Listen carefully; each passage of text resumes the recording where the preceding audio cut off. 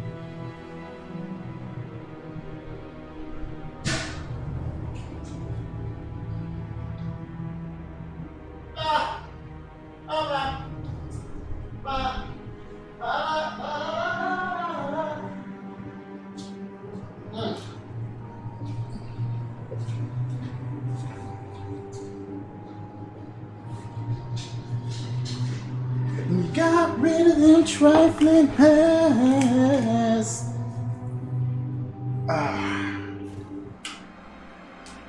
Okay. So,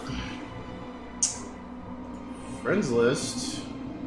So, ooh.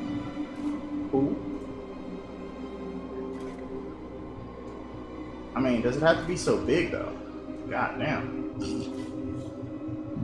Alright, let's get myself a.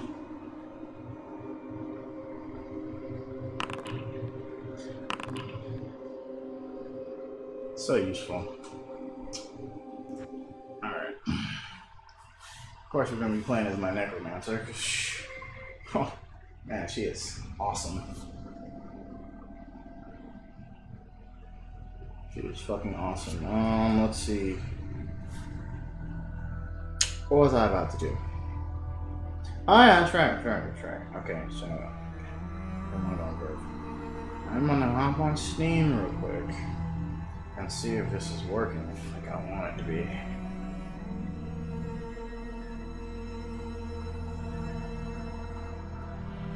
Now what it should say is watch game.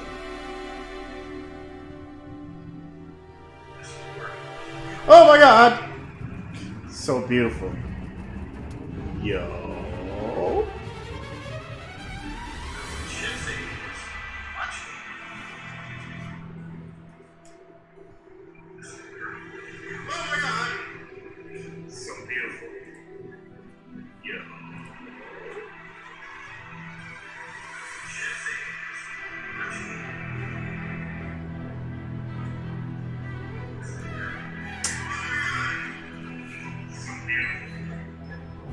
I can't chat with people if I do it like this. Only problem. Well, people can't watch the broadcast, so baby steps, y'all. Baby steps. We've got baby steps. The cookie cutter type thing we used to WWE. And here's Becky Lynch. Here's her big moment, her big opportunity, her time to shine.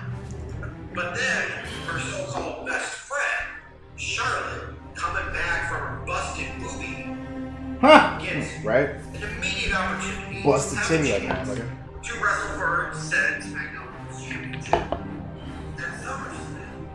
I ain't gonna lie, I would not. She gets it and ends up in the match, and now it's a triple threat. And now, don't get me wrong, from a reality standpoint, humans by nature are incredibly selfish, self-serving, and all of that.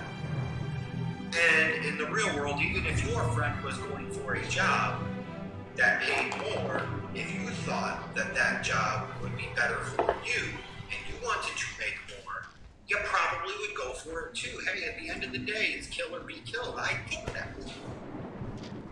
So Charlotte wanting a shot at the championship, which from a wrestling standpoint you would think is the ultimate of what a character is trying to do, makes a lot of sense.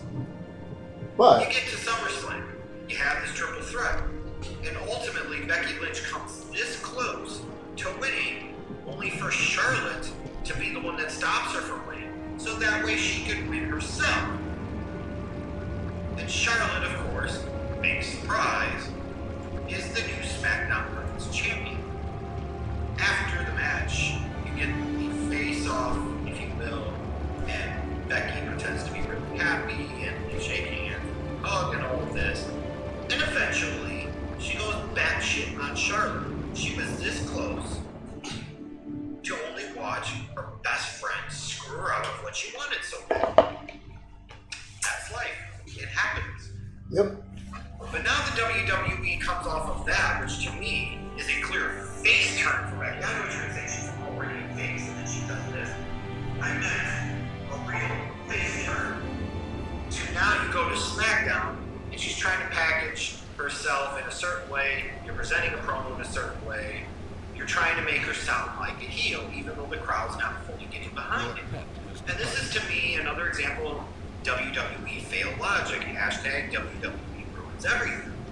The whole dynamics of this story, especially if you're going to play with a Becky being heel and a Charlotte being face, is just completely and totally ridiculous. Like, first you look at Charlotte Flair. What the hell makes her a babyface. She gets opportunity after opportunity after opportunity, solely, primarily at least, because of the lineage she comes from, because of who her dad is. Nepotism run amok. People don't like that. People resent that. You could talk about in this country specifically, free market, this and that, but ultimately it's about those families and those centers of power that accumulate, grow, and continue to have a stranglehold over that power that inhibits a true free market system. Maybe that thinks we have a free market system is completely nuts. Yeah, I'm right. We don't. You could say talent is distributed equally in this world, but opportunities are not. That is absolutely the case. So Charlotte, because of the lineage that she comes from, gets opportunities that others do not. She gets an easier path than others will ever dream of getting. She's been a multiple-time champion. She's forced down people's throats, just inherently not very likable as an on-screen character. There is really nothing about her that screams somebody that you want to root for, somebody that you really want to get behind from a traditional heel babyface dynamic. And then to top that all off, she gets thrown into this match that her best friend was already in, and then cost her best friend the match, cost her best friend the title, and wins it herself. The fuck is truly likable about that? Damn right. Whereas Becky Lynch sees her best friend get all these opportunities that she can only ever dream of getting, finally gets her chance, her big moment in the sun, her big spotlight here at SummerSlam, and then watches as her best friend rips it out of her hands.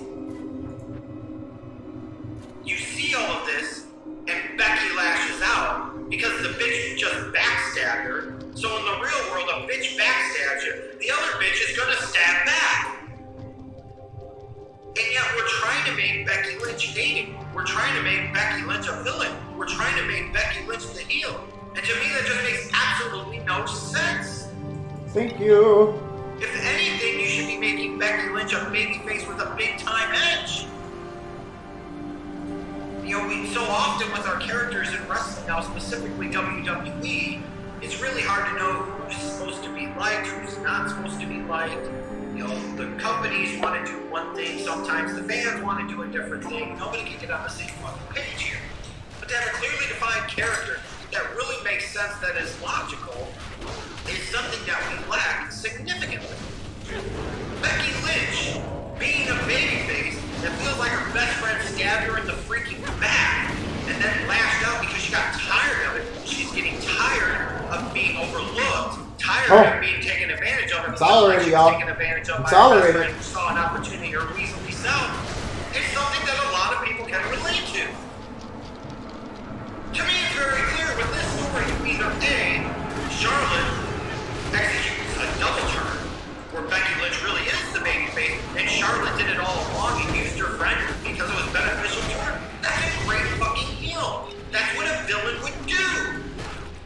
Not sit there and be apologetic about this, or sit there and be like, "Really, just do what I am." No, fuck that shit. If you're gonna do it, do it. Especially if you're thinking about positioning Rousey versus Charlotte Flair potentially as a main event of 35. Yeah, you can sit there and try and make it a big fight type of feel, but the whole story dynamics of that are going to work significantly better if you get to the point where Charlotte is a fucking heel, living off of the fact that she comes from her daddy's loins, that she is wrestling royalty, and Ronda Rousey is a pretender, not a contender in the professional wrestling world, like the story freaking writes itself. And sitting there and rushing to it in January or February to turn Charlotte heel is not the way to do it. This is where you lay the foundation, you plant the seeds, and you start to water and watch it grow right now. This is what it should be happening. I'm not going to use the crossbow, but... And Becky Lynch should be much better off for it because you've given us a diva, a woman, a female wrestler in WWE that's a little bit different, that's somebody that you clearly root for. It's not that hard. Or even if you wanted to be a little bit more advanced in your storytelling, if you're WWE, you could have sat there and said, hey, a lot, bro. You know, Becky Lynch did some bad stuff that maybe she shouldn't have, that's not the way she acted, but she's kind of got a point. Charlotte, she did some shit that was kind of snivelly and kind of easily, but she's also kind of got a point.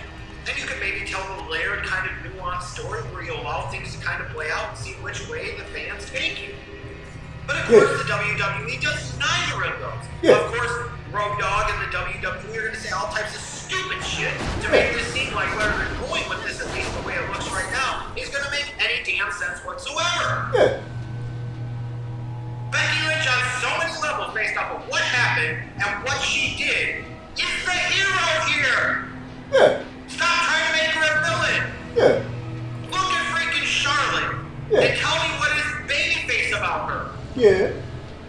For the sake of the story, for the sake of the women's division, for the sake of Charlotte's character, it's kind of like Randy Orton.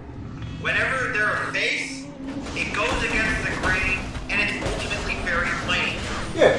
They can be inherently unlikable people, characters, for vastly different reasons, mind you. Yeah. So it is much more natural to hate them when you are given a reason to hate them.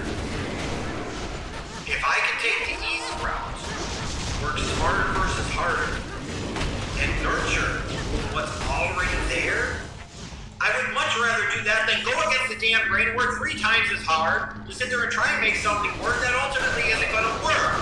But that's what the WWE chooses. We want people to cheer Charlotte for some dumb dick reason. We're going to force the people to cheer for her. Ding dong dumb dicks. This is not the way to go. Becky is the one to like here. Charlotte is not. And because, more time as a reminder, hashtag WWE ruins everything, of course these dumb dicks flip the freaking roles. Unbelievable. Yeah. Yeah. Oh, shit. Hold up. Hold up, bro.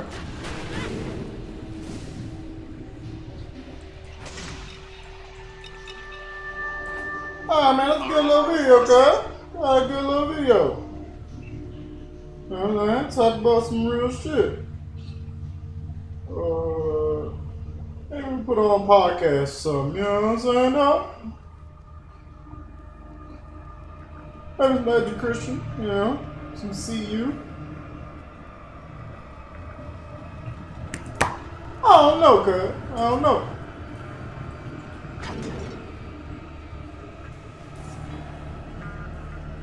Let's see, oh man, so good to be playing Torchlight. I like the spell I'm using, man. It's not bad. It's solid. But it's job. How many of these rejuvenation potions am I carrying? I don't know. It's terrible. Organized. Organized. Oh, wait a minute. Ooh. Think tomorrow's gonna lay us to rain.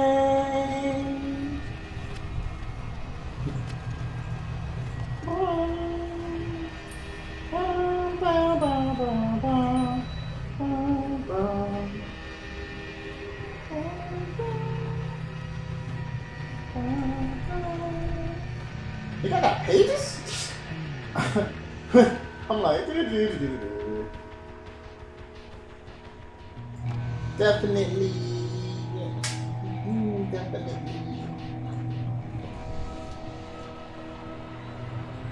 Let's see, fireball, fireball. I would love to learn this, but I only have 4 slots. Teleport's useful. Elemental overload. Very fucking useful. Definitely, I don't have to talk about sweat. Definitely, don't really have to ask. Definitely.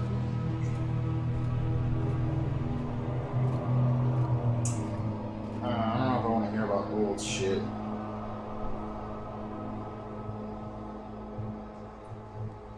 You know what? No, I don't really. No, let's go to YouTube. All right. You know what? Look at it. God. Teleport. It's not a true teleport, though. I'm disappointed. Here I am thinking, oh man, I teleport down there. Not a real teleport.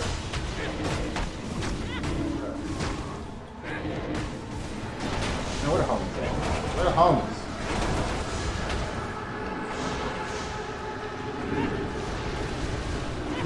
Hello. Oh shit! Hey, where the fuck are y'all at, dude? I need help.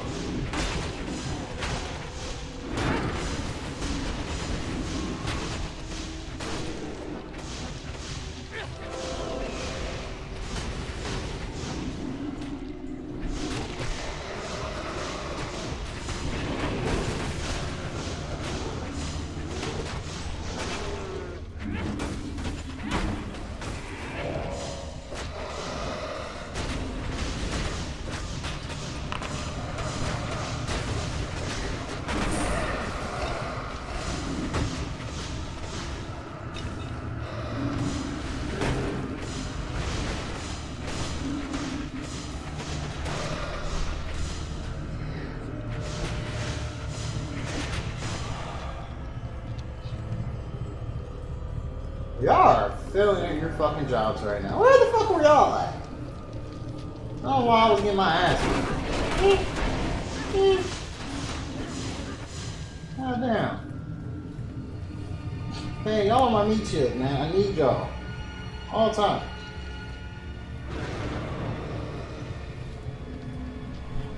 This is why Russell Westbrook will never win a title. I mean...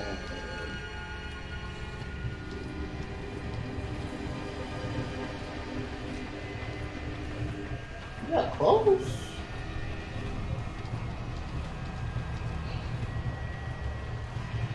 Alright, man, let's throw on some videos. I need some commentary, man. Give me a second.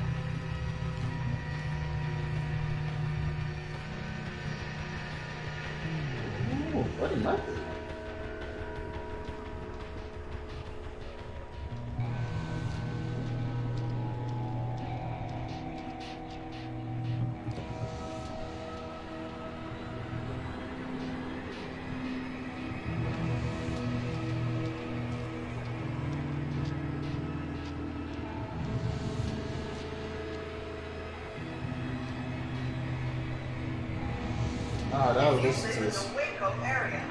I already listened to his mic video with fucking Carmelo. Yeah.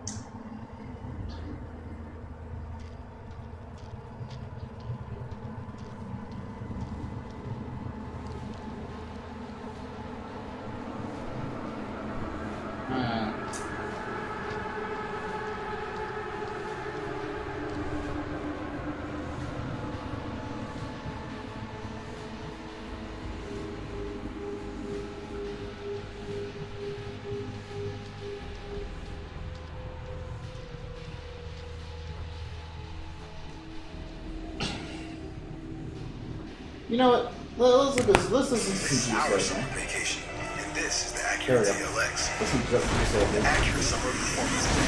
Hurry in, some of the hottest offers of the year. This summer, visit your Accurate dealer today for attractive offers on the Accurate TLX. Don't miss this event going on now.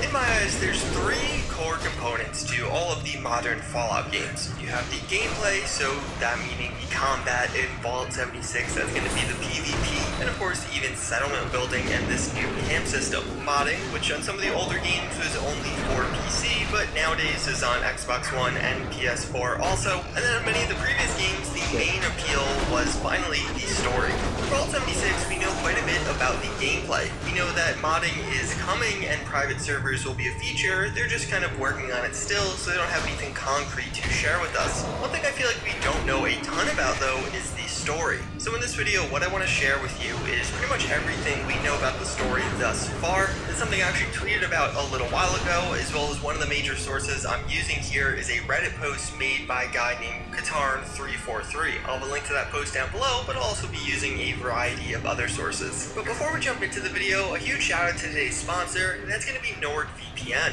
NordVPN is going to act as your security as you're browsing the internet. Just like your firewall protects your computer, a VPN is going to protect you online. NordVPN is going to be one of the best options as far as VPNs go right now. They have a custom browser that is lightweight and efficient, a mobile app so you can even stay protected on your phone, and of course their desktop app. All of this allows you to connect to servers in over 62 different countries. Following the link down below or using the coupon code JUICEHEAD, you can save up to 77% on some of these subscriptions. If you're not using a VPN right now, I would definitely look into it, and I think again, NordVPN is one of the best options out there. For Fallout 76, we know there's going to be one base main quest, like we've seen with many of the other Fallouts, and a bunch of other side quests and radiant quests. So in effect, it's going to be pretty damn similar to how it played out in Fallout 4 and how it does play out in Skyrim also. We do know the way you're going to get and interact with many of these quests are going to be through robots, terminals, and found locations. Found locations are probably the least obvious of those. That's typically when you kind of stumble onto an area and you could find notes or just kind of understand what happened there based off the props that are placed around. And of course robots and terminals, as Fallout 76 doesn't have any human NPCs. Although the exact scope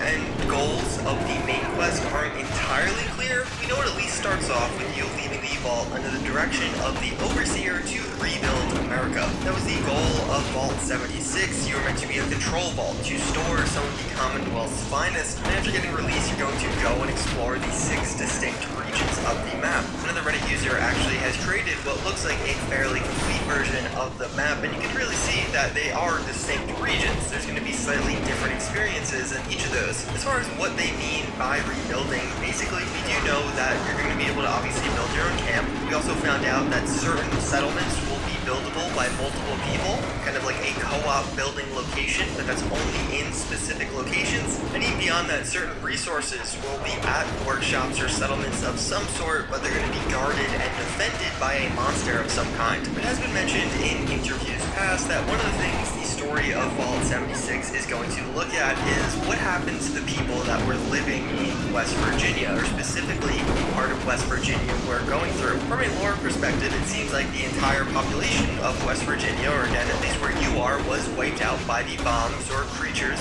because obviously there's no human NPCs. And although getting to explore some of these stories will be part of the game, we don't know how much of a part of the game. Are they just going to make up some of these side quests or even radiant quests? Things you'll just kind of stumble upon that don't even involve quests at all, but give you a little bit of the context of where you are. On the other hand, maybe actually finding out the fate of certain people will be a major component of Fallout 76's story. All of that is still unclear. We don't know how big of a role this is going to play. We do know that the Chinese have a much stronger presence this time around than they have in some of the previous Fallout games. Some of their covert and cover facilities are still present because there were a ton of spies in the US during the time of the Great War before the bombs themselves actually did drop. Mama Dulce's being one example of that, but in addition we also have the Liberators. It's not totally clear as to what these are, but obviously they're robots of some kind that are seen fighting the player, and they do have Chinese insignia on them. Nukes are a major component in Fallout 76. The way you're going to get nukes is you actually have to find 6 nuke codes around the map. You have to gather all 6 codes in order to actually launch a nuke, and it's going to be changing. So after getting 6 codes, the next 6 codes will spawn somewhere else, and it should hypothetically get increasingly difficult. Outside of just getting the nuke codes themselves, nukes actually serve a role. Basically, the Scorch Beasts are these large creatures that are actually seen being fought in the trailer.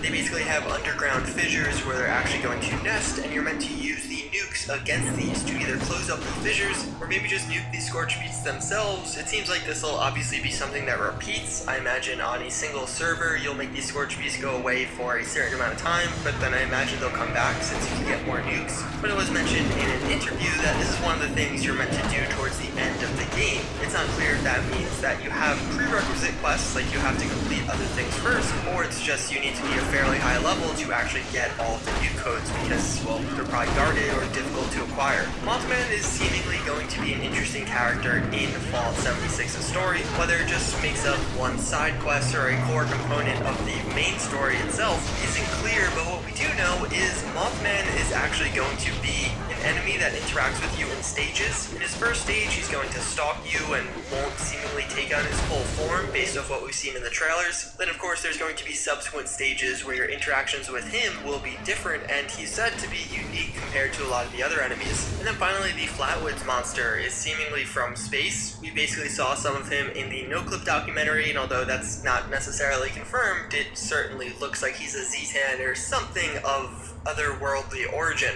Just a broader look at Fallout 76's plot. Based off what I've just told you, it seems like a bunch of the plot is going to be much more consistent of man versus entity or man versus nature. In previous Fallout games, the main conflict was almost always between two humans or two groups of humans. Well, in this one, it obviously isn't going to be the case since there's no human NPCs. You might be able to read about conflicts between opposing humans, but you're not actually going to get to experience them firsthand. All in all, it seems like it's going to be quite distinctively different from some of the previous Fallout games. Again, we don't know a ton about the story compared to especially how much information we have on PvP, base building, and even mods. I do hope as weeks progress and we get closer to the release of Fallout 76, we get more story details. That's definitely the thing I've been yearning for the most since we got the E3 reveal. By the way, based off what I just shared with you, are you excited for Fallout 76's story? Do you think the game itself is going to be fun? I know there's definitely been some mixed reactions to it, but specifically with the story, are you looking forward to this new man versus nature approach? Either way, as always, again, I thank you all for watching. I do hope you guys enjoyed this one. I hope to see you guys all next time. Later. Should be interesting.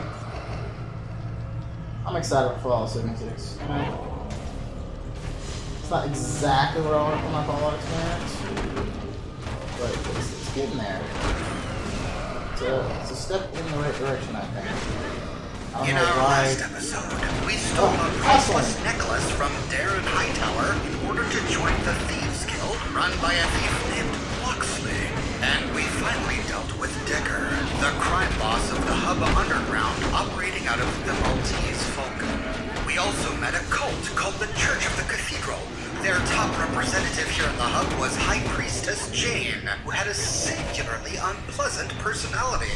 So much so that she became hostile and attacked if we dared consult her faith. We sadly had to dispatch her, but while doing so we learned a bit more about the Children of the Cathedral and learned that they worship a being called the Holy Flame, who operates out of a brick-and-mortar cathedral somewhere to the south. The Hub is certainly giving up its mysteries, but the final mystery is to discover what on earth is going on with all of these missing caravans. Now, so far we've learned that every caravan company here at the Hub has had at least one caravan go missing, but none of them have been hit harder than the Fargo Traders. They have lost so many caravans that Butch, the leader of the Fargo Traders, has launched his own investigation. We read a sandwich board in the middle of the merchant marketplace saying that the Fargo Traders were looking for caravan guards and other people who may be interested in solving mysteries. And so to the far northern corner of the merchant marketplace we go. Here we find the Fargo Traders. As soon as we enter, Ian shares his thoughts. He's clearly been here before. Fargo Traders, run by Butch Harris. He's Otne Ut. Hey, I'm Trey, if you catch my name. Looks like Big Lad is alive and well in the post-apocalypse. Heading inside, we don't see Butch. Instead, we find Rutger, who's guarding the door to a back room. Hello, says Rutger, and welcome to the Fargo Traders. How may we help you? We can ask him if the Fargo Traders transport water. After all, our primary purpose for being here is to find a missing water chip for our vault. Perhaps we can bypass this altogether by instead shipping water to our vault. Rutger initially expresses interest for a prize, but when we tell him we need enough water for an entire vault, he says, "Are you nuts? We don't have access to that much water." But on top of that, he doesn't want to go into the mountains because of all of the recent missing caravans. Instead, he recommends that we check out the water merchants, whom we can find in the southern spoke of the hub.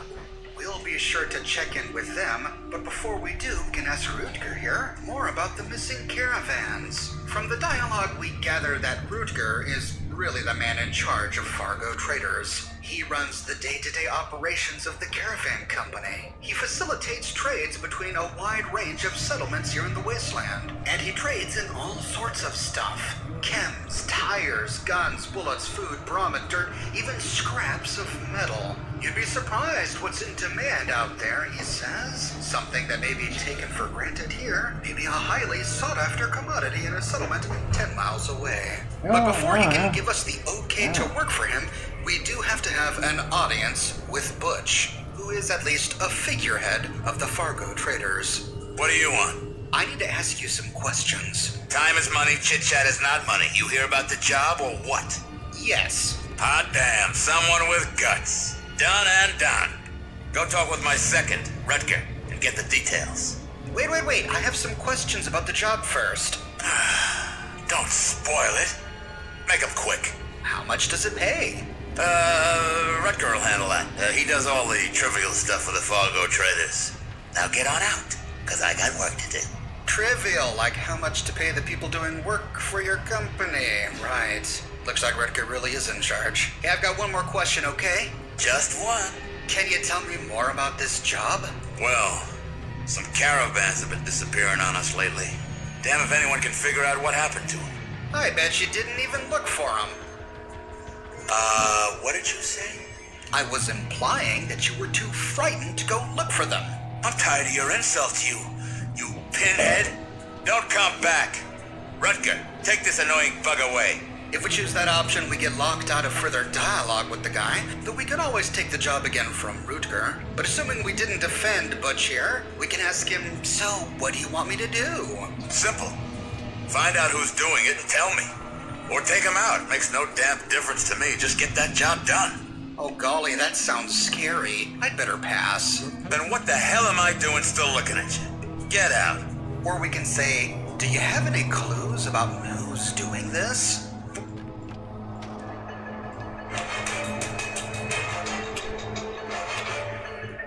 Oh, that's right, my pet leveled up. Let's see.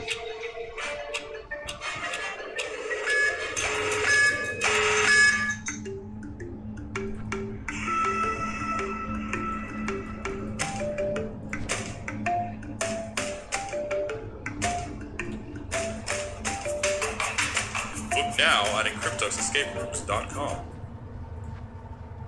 Well, there's, something, but I never listen to those rumors. Well, I do. What is it?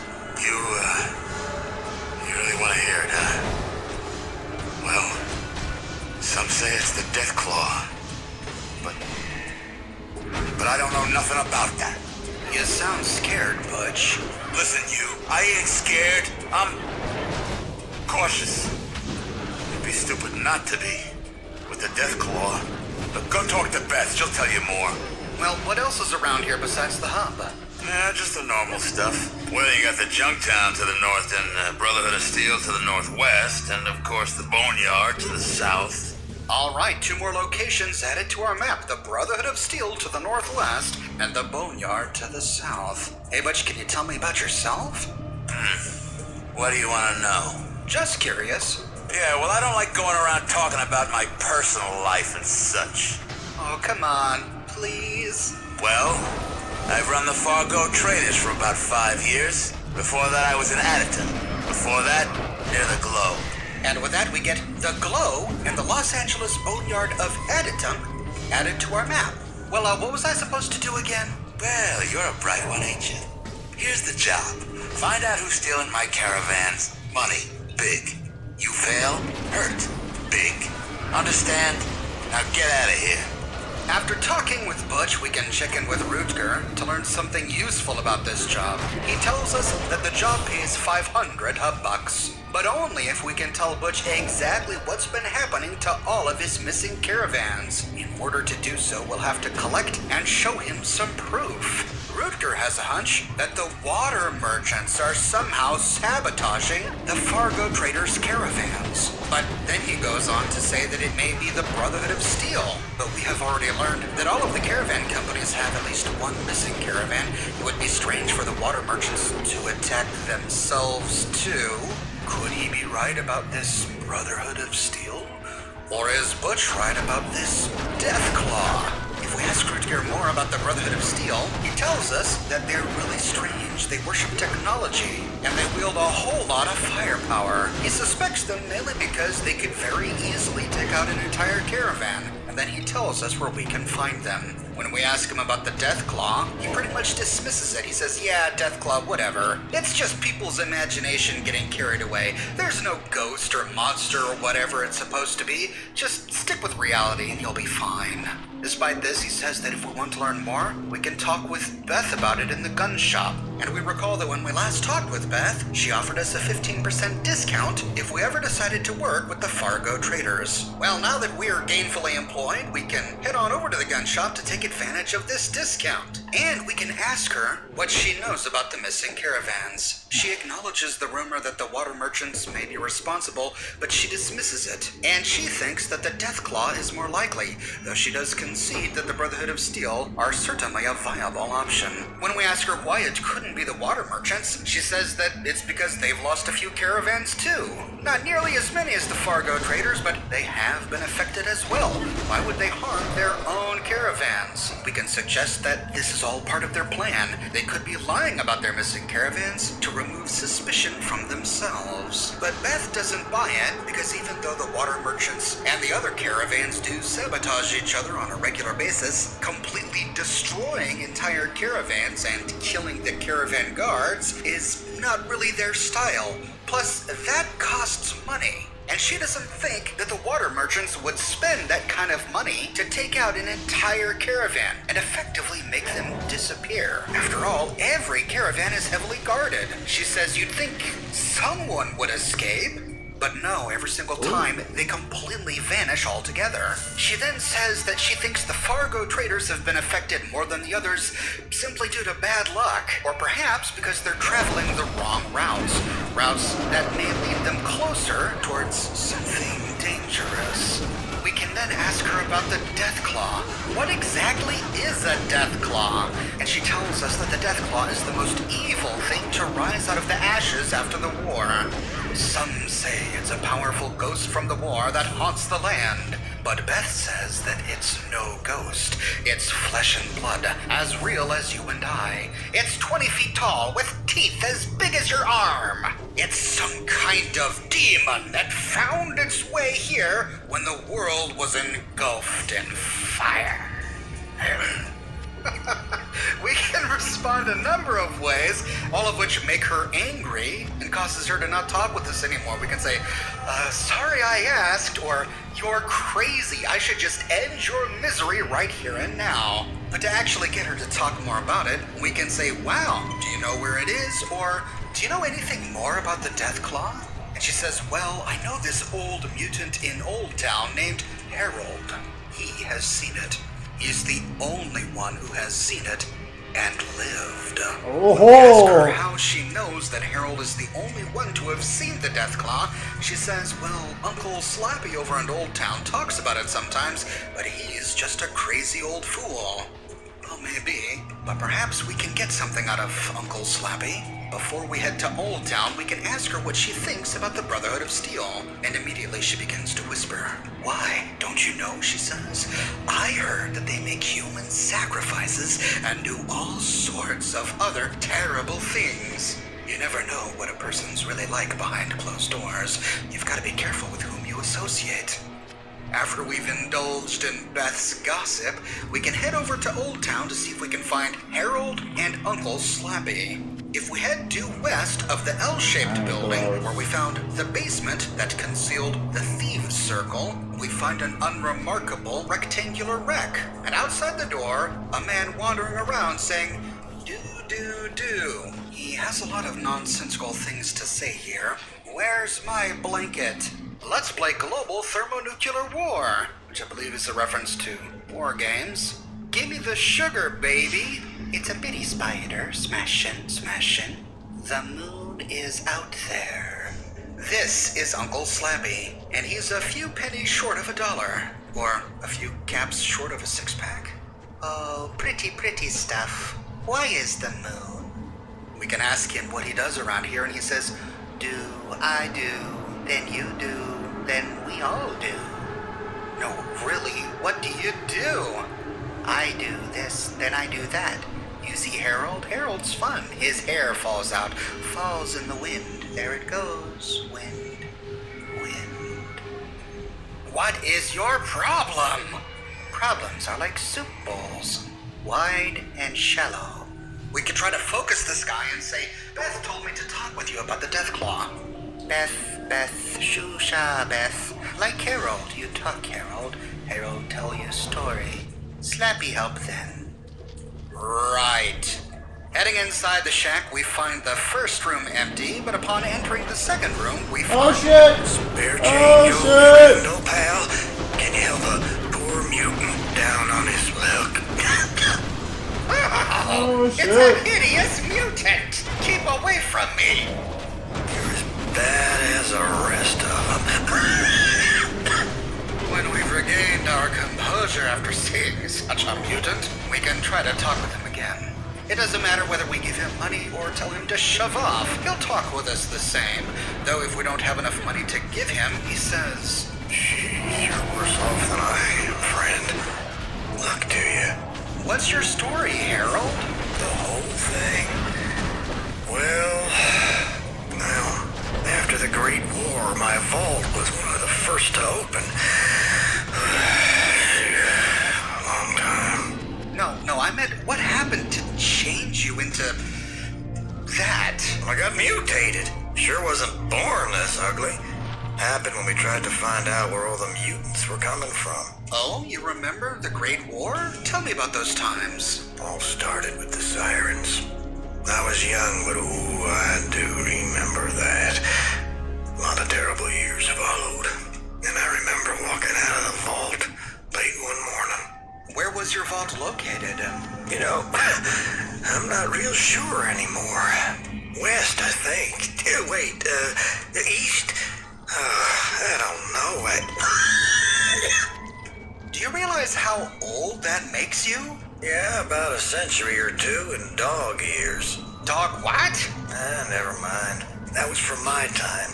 I'm cranky old and I've been that way ever since I changed. Now, we don't know for sure, but it's likely that Harold came from Vault 29. Now, Vault 29 is never mentioned in any published game. However, the entire story of Vault 29 was written for the game.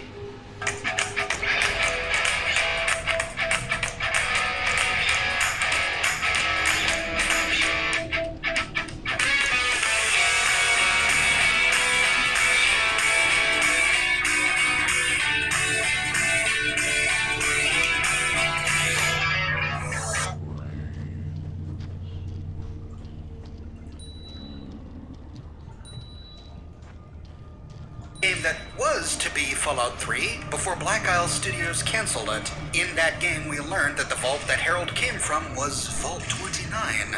Vault 29 was a vault filled only with children. On the day of Armageddon, their parents were separated from them. Although some design specs for the vault mentioned that some adults were allowed, but only if they were terminally ill and likely to die soon. Regardless, only a few years after the bombs dropped, the vault was filled only with children. The children were then raised by robots of the vault, who raised them by only teaching them tribal knowledge from humanity's past. Vault-Tech's experiment was to see how a group of people who had no memory or record of the technological advances of humanity would survive in a post-apocalyptic wasteland. However, Vault-Tech's experiment was thwarted. A woman named Diana, who before the war had merged with a computer, took over the robots of Vault 29 and kept the vault doors from opening. In so doing, she allowed the children to grow up and then have their own children. Many generations passed in Vault 29, and during that time, Diana sent robots out into the wasteland to create a city for the descendants of Vault 29 to live. On the fateful day when she opened the doors, the residents of Vault 29 emerged to find a new home built for themselves, and here they established a tribe called the Twin Mothers. The Twin Mothers was a matriarchal society, and the only reason I mention it here is because the Twin Mothers are canon. The Twin Mothers were mentioned by Ulysses during the Lonesome Road DLC. Mojave's got ways of healing most ills.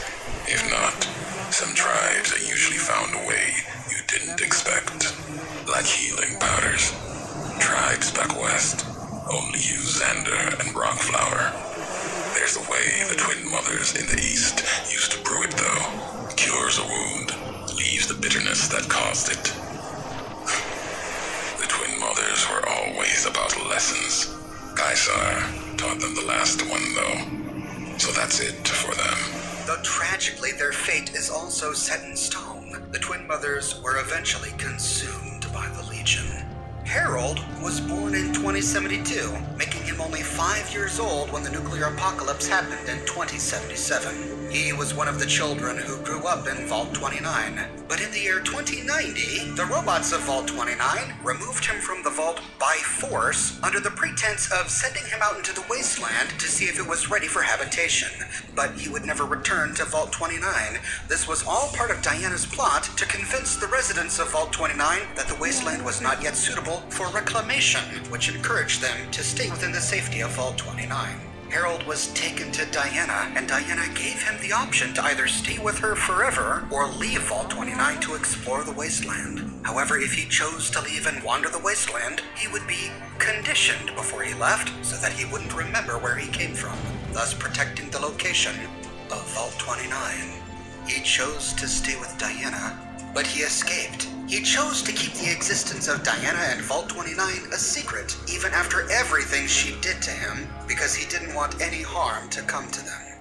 And so he wandered the wasteland. We can then ask him what he did after he left his vault. Well, I was a trader. Did pretty good making the circuit between survivors. Lost a lot of good people, though.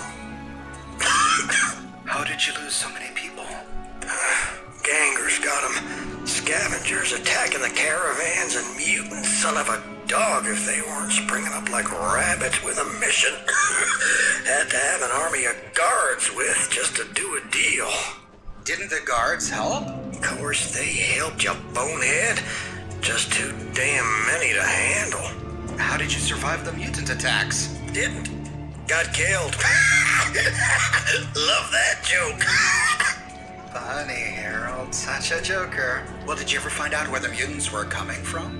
Everywhere. Hell, seemed like you couldn't fart without hitting one. But mostly in the northwest. You farted to the northwest? Pretty good. Now, well, why didn't you just avoid that area? needed to see what was there. Maybe stop whatever was churning them boogers out. We thought we were prepared. Were we wrong? What did you do? We mounted an expedition.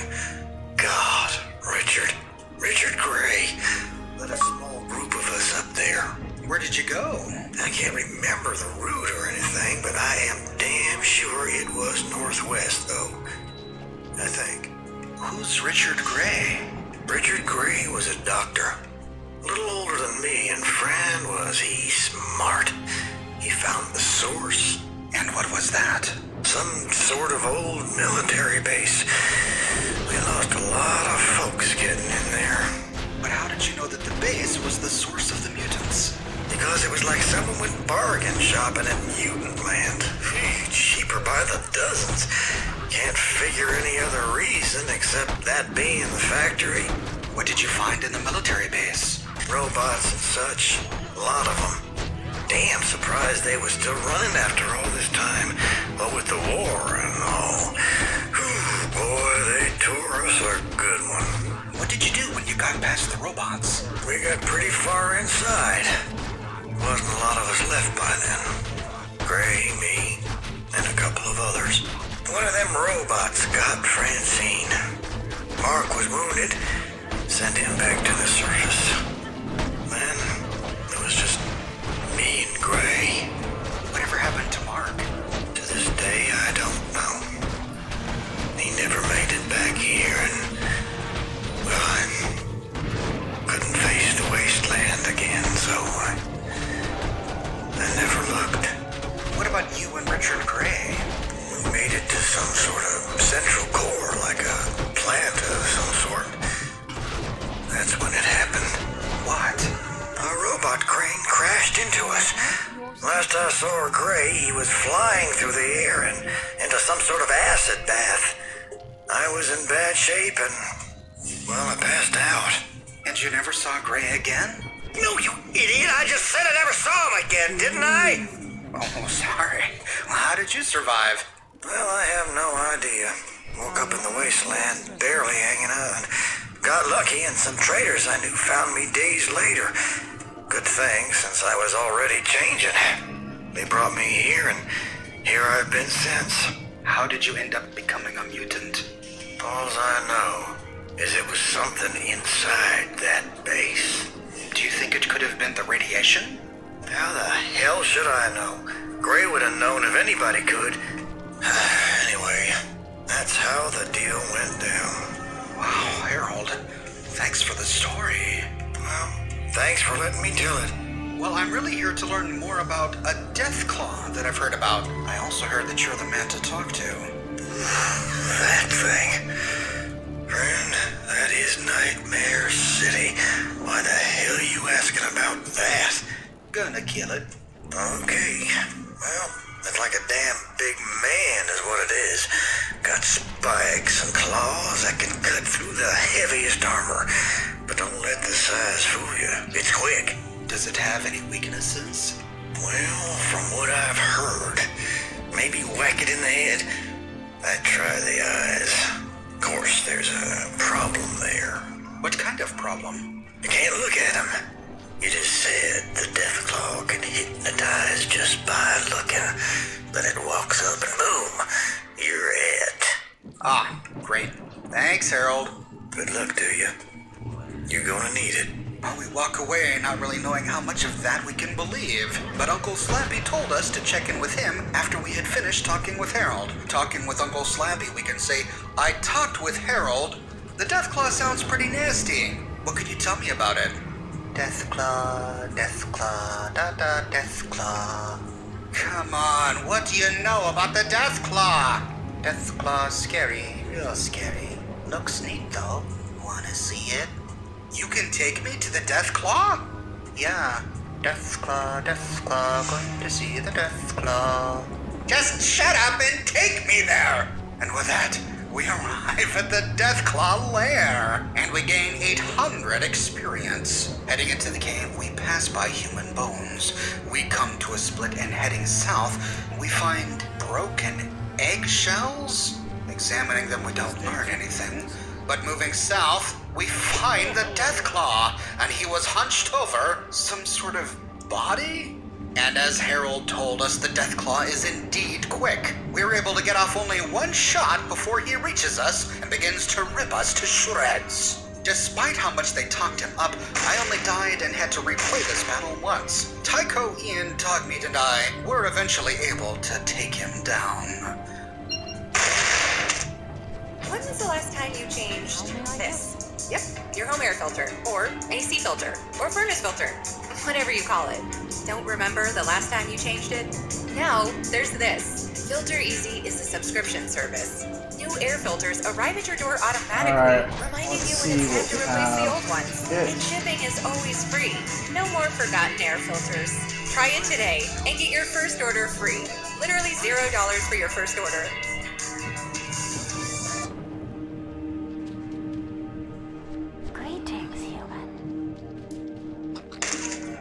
Sadly, on his inventory, we don't find anything. But heading south, we realize that this body is still alive. Get it says? It was so fast.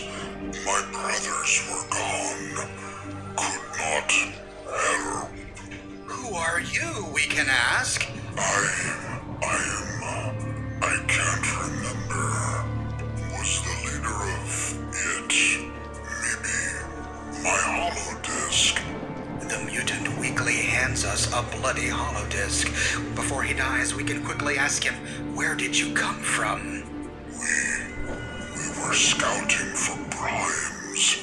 Came from the northwest. Who sent you? Father. Where are you, Father? Yes, Master. The mutant breathes his last breath and collapses. On his inventory, we find a radio. What was the mutant doing with a radio? When we equip it and try to access it, we find that there is only static on the radio. Perhaps this will only become useful if we get closer to the source of the mutants. Next, we can inspect the holodisk he gave us. It's labeled Mutant Transmissions, and after downloading it to our Pip-Boy, we can read it. We see that it's a transcript. Message sent. Base, this is Scavenger Team 2. Come in. Over. Message received. We're reading you loud and clear. Go ahead, over. We've collected 4 males, 2 females, and their supplies from the caravan. They're not too badly contaminated. Tell the lieutenant that we're sending them ahead. They might be able to survive the process. We're going to wait here for a few more days. Message received. Roger that. Were any casualties accrued during the acquisition? Over. Negative. Another clean sweep. Base, also tell Scavenger Team 1 that we've run across the same problem they had. One of our scouts did not return from his perimeter patrol. A few of our other scouts reported that there was something big and fast seen near our camp last night. I'll be checking it out personally at 0600 hours tomorrow morning. Over. Copy. We'll be waiting for your report. If possible, try to capture it. The Master would be very pleased. Over. So it wasn't the water merchants, and it wasn't the Deathclaw. It was mutants. The mutants were sacking caravans not just for their supplies, but primarily to kidnap the caravanners. Caravanners whom they say might be able to survive the process. What process are they subjecting these people to? And who is the Master? The Deathclaw had nothing to do with it. He was that's who the Master is. And caravanners indiscriminately. Well, with this evidence in hand, we can return to the Fargo traders and check in with Butch. Well, what do you got for me? Oh. It was mutants. What, do I look a crate shy of a load? Did you even see the Deathclaw? I'm telling you that it wasn't the Deathclaw. Alright, so it wasn't the Deathclaw. But what with the mutants in Old Town and what with our caravans? Unless it's some kind of conspiracy. You really are stupid, aren't you? You're not listening. What? Get out! I need to tell the committee about this. Go on, get out! The Deathclaw? Yeah, been there, saw that, killed it. You killed it? Well, where did these mutants come from? I don't know yet, but they mentioned an outpost in the mountains. An outpost? Well, I'll have to talk to the committee. Yeah, they'll know what to do. Done and done. Get out, cause I got stuff to do, okay? To complete the quest, we have to check in with Rutger, and we go through a similar conversation with him. We can tell him any number of lies, including that it was the water merchants, but to complete the quest, we have to tell him the truth, and say that actually, it was a group of huge mutants. At first, he doesn't believe me, but we can prove it to him by handing him the holodisk. Upon listening to the mutant transmission, he apologizes for not believing us, and gives us 500 hubbucks, then an additional 300 as a tip. And from here on out, he welcomes us to go on any of his caravan runs in the future. To take a caravan with the Fargo traders, we have to talk to the caravan driver to the southwest. We learned that the Fargo traders leave on the 8th, the 18th, and the 28th. That's much more common than the twice a month that the Crimson Caravan leave, but sadly the Fargo traders visit fewer locations. They only travel to Lost Hills, the Brotherhood of Steel headquarters, Junktown, and the Los Angeles Boneyard. But their jobs are not quite as dangerous. With the Crimson Caravan, we're guaranteed to always find a fight, but with the Fargo Traders, you see that I traveled to Lost Hills without a fight. Though fights are still possible. On the way back, I got stopped by a bunch of mantises. And the Fargo Traders don't pay quite as much as the Crimson Caravan, only 400 each way, a net loss of 400 caps compared to the Crimson Caravan. But we don't have time to be fiddling around with these caravans. Running caravans can take weeks or even months, and Vault 13's death clock continues to count down every day.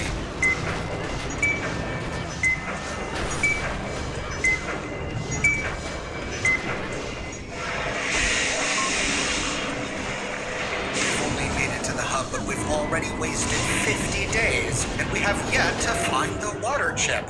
Back at the hub, our final task is to head to the water merchants on the southern spoke of the hub. It is they whom Rutger said might be able to help us with the water chip. As we arrive, Ian gives us some useful information. This is the office of the water merchants. They're the big movers and shakers of the hub, since they supply the water that keeps everything going. Heading inside, we find the first 2 rooms empty, but a whole lot of people in the 3rd room. Most of these people are caravanners, however. One says to talk to Martha if we want a job. The other 2 say, I need a bath. We interrupt Martha in the middle of a conversation. When she sees us, she asks us how she can help. We can ask her if she has a water chip, and she knows exactly what a water chip is, but she says that she doesn't have one. The only place we can find one is inside a vault, though she stops and says, well, maybe you could find one at the Necropolis. The Necropolis? Why would they have one? She says she doesn't know why they would have one, but she guesses they might have one because they never buy any of her water. You see, the water merchants at one time tried to start a caravan route through the Necropolis to trade purified water, but they refused. No one in their right mind refuses water these days, she says, unless they have a reliable supply. She therefore figures that they must have their own purifier, otherwise they would have died out a long time ago. But for an immediate resolution to our vault's problem, she offers to send purified water in a caravan to Vault 13. When we ask her how much it costs, she says that to travel to Vault 13 is going to cost 2,000 caps. If we choose to pay 2,000 caps to have the water merchant send water to our vault, this adds 100 days to our countdown timer. It doesn't solve the problem, but it gives us much more room to work. However, there is a hidden threat in doing so. In order for the water merchants to deliver water to Vault 13, as a consequence, we have to give them the location of our vault. Giving the water merchants the location of our vault has unforeseen consequences later in the game. And so for now, we decline the offer. Now we can also offer our services as a caravan guard to the water merchants. However, the water merchants are the least profitable of all. They leave the most often, however, on the 1st, the 5th, the 10th, the 15th, the 20th, and the 25th of each month. But they only go to 2 locations, the LA Boneyard and Junktown, and they pay the least, only 200 caps each way, giving us a net of 400 caps than the 1,200 we could get by working with the Crimson Caravan. But their route is far and away the safest route. It's possible to travel with them without ever being attacked. So, we just turned down a shipment of purified water to Vault 13. That leaves us with only 100 days to find the water chip. Now, the water merchant speculated that we might find one at the Necropolis, but in the vault location's holodisk, it told us about a 3rd vault in the area close to Vault 13 called Vault 12. A vault whose greatest marketing strategy before the war was to talk about its wonderful water purification system. Could Vault 12 be near the Necropolis? Well, we learned from the Vault location's holodisk that Vault 12 lies southeast of Vault 13, beneath the ruins of the sprawling pre-war metropolis of Bakersfield. Taking a look at our map and looking southeast, sure enough, we find the Necropolis. Could the Necropolis be the remains of Bakersfield?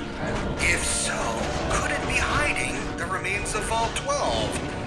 That is our best clue so far. And so we head out into the wasteland, risking our life and the lives of all of our fellow Vault.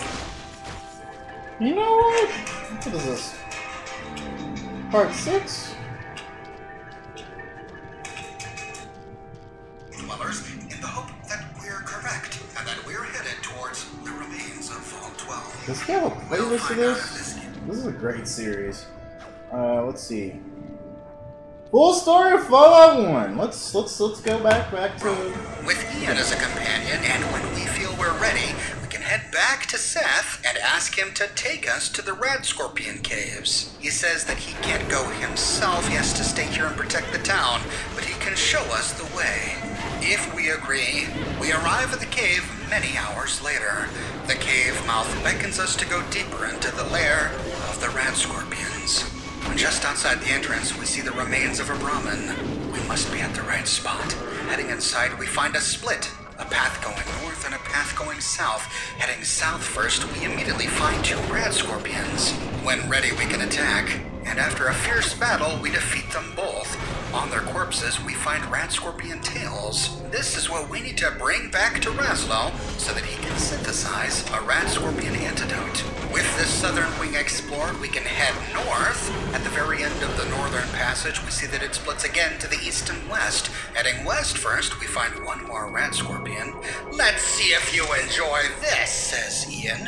And after a fierce battle, the Red Scorpion dies. We can try to loot this Red Scorpion tail, but we've reached our maximum carrying capacity. And carrying capacity has been the bane of my existence throughout this entire game. It's based on our strength times 25. So if we start the game with only 5 strength, our carry weight limit is only 150 pounds. There are traits and perks we can take to improve this, and if we equip items that increase our strength, it also increases our carry weight. But I learned quickly that I just can't take everything with me. Especially later in the game, we end up leaving behind very valuable weapons just because we can't carry them.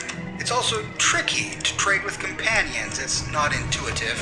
We can bring up a barter dialogue with companions. In this way, we can give anything we want to a companion, but if we want to take anything back, we have to give them money. And they won't agree to the trade unless the amount of money we give them is worth the items we're taking off their inventory.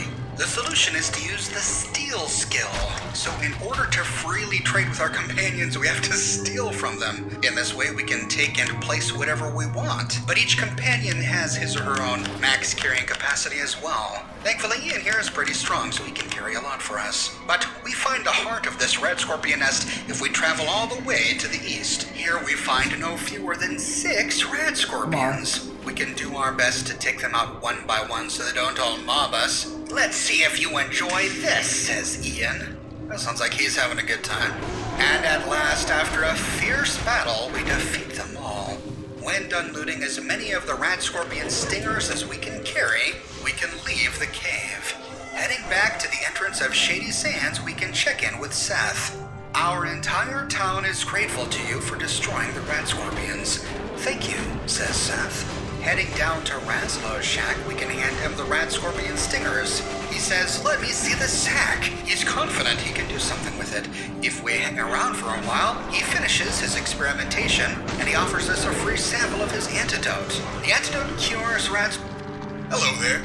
Are you sleeping on a nectar mattress, or are you sleeping on a piece of garbage? Not sure? Simply ask your brain. Research proves that a lack of sleep lowers brain functions, so if you're stressed, losing focus, gaining weight, or acting like a total schmuck, you might need to switch to nectar. I know what you're thinking. Why the heck should I buy a new mattress without even trying? Well, you're right. That's why we're giving you... Mr. Hines. Mr. Anderson. I mean, how are you? Hey, what's going on, man? Not much. Just sitting there streaming a little bit. Day off. Just seeing what's up. Any talk or idea when you guys are going to set up your game? We're supposed to be doing something possibly tomorrow, I think, or today. What's today? Sunday? Today is Sunday. Yes. Oh yeah. Well, I could set up something for today, but I don't know if anyone would be able to make it. And I probably will. Yeah, see, that's what I'm saying. I probably have to set something up for Monday. Monday I go to school. Monday's my first day of school. Yeah, see? Stuff's going on, so. But I wanted to make sure that I tried to find a way. I want to say Thursday I got some, like, my class days are Mondays and Wednesdays. Tuesday, I don't have anything going on. Yeah. I can't stay late because I gotta go to school Wednesday. Right. Right. Thursday, I actually have something with another group. Friday, I actually have family coming into town. Oh, you're gonna be a busy man this next week, aren't you? It's kind of ridiculous. Oh, holy shit. You got life going on. Right? Don't tell nobody. I want to get out. But, I don't even know, because like I said, there's so much I have to look over. Really, the only thing I really was trying to do was get Shattuck's character started. Because there's still a lot of stuff we gotta kind of get rid of, you know? Right. So you still gotta find out my cybernetics, or... Oh yeah, that's right. Still gotta do that with you. That's a thing. Yeah. So, yeah, I see. So, which honestly, to be honest, if you just wanted to throw it on there and just take notes and point out what I got, I'm not gonna fight you on any of it. I feel like my guy's kind of buffed up right now as is, so yeah, anything extra would just be extra chocolate chips on the cookie. Yeah, like I was saying, I'm probably not gonna do anything crazy. Just like probably just stuff like maybe some resistances to things and some kind of little small things here and there, but nothing insane. Right. I gotta I guess the question would be is, I'm gonna try to make my guy a non-combative even though he's built for battle. You can do that. I mean, you can just RP that, dude. You don't have to be like kind of person. I know I took up the two packs of whatever skill sets. I took was robotics and espionage. Oh, that's what you took? Yeah. What kind of skills did those entail? I know with espionage, actually I don't remember. I know with the robotics, I picked that up so I could fix all the robots in the back, just work with myself with any cybernetic skills down. Mm-hmm. I want the tactician part of it. Yeah, like I guess covert ops. I'm like spitting out my ass right now. It wasn't major stuff, but I can see where like if Donatello wanted to get in contact and like ask me anything I might know and how I want to go about handling certain situations, he might call me. Or if you have any questions on like robotic stuff, I can help him out. Okay. Well, robotics will work definitely for your backstory, so that's a thing. And it would kind of work for, you know, obviously you're going to be a cyborg, so. Right. Cyborg, I guess if anything, if I had maybe one projectile weapon, maybe built in, I don't know. I would most likely have to do it, so they have to just give you a gun. Okay. So that'll probably be a thing. We'll figure it out though. Alright. Yeah, but I actually gotta get ready to run out now, but I'll try to talk to you after church. Alright. Glad it's Sunday. Alright, man. Give me a ring. Alright, later. Later, dude. Bye. Oh, look at Gigi. She's streaming. I gotta hit her up. Damn. That's for invoicing.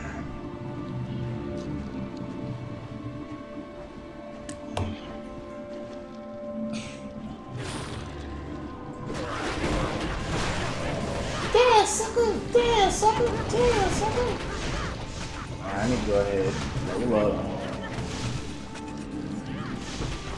I wish I was like co-op on this Mario. This would be so much fun. I'd be like, yo, let's kick some ass, bro. There's something else that you guys want me to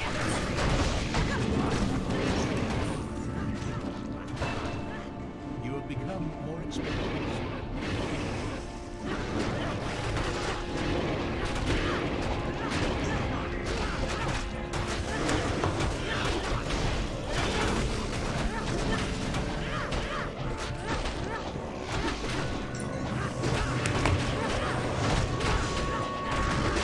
Oh shit. Oh shit. Get him, zombies.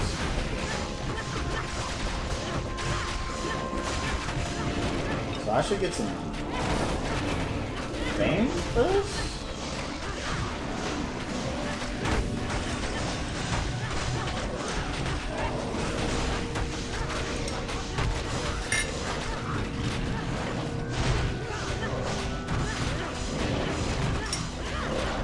Oh shit.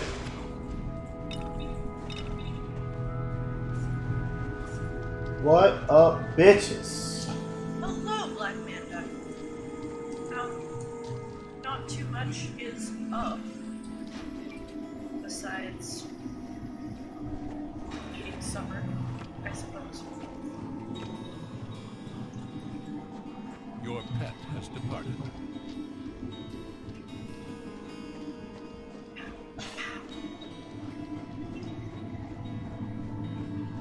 Oh no. Oh no! Oh wait, no, I remember what I did with that now. Whew.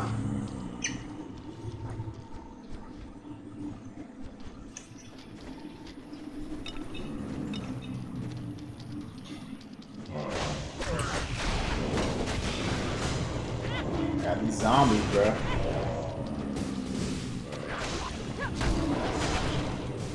I need your help. You have received a request. By the time I finished making supper, it was like... I was like... Whatever, guess I'll just, you know, eat on stream. Oh shit. Boom! Give me an elemental shot.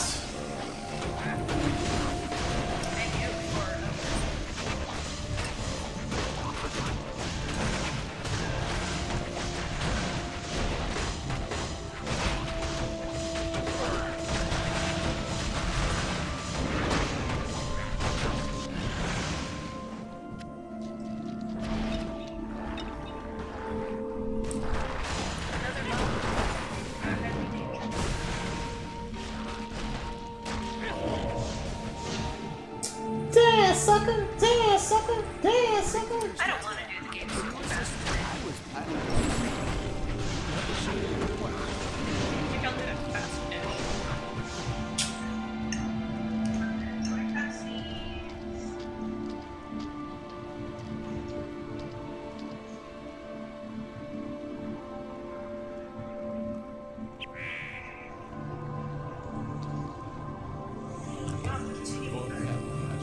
God damn, about time, shit.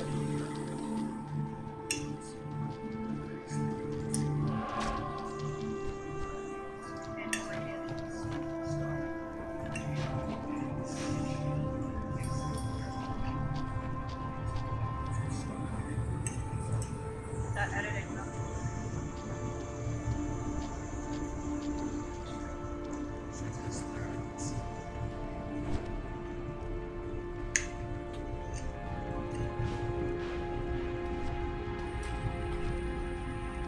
Oh shit, I got skill points.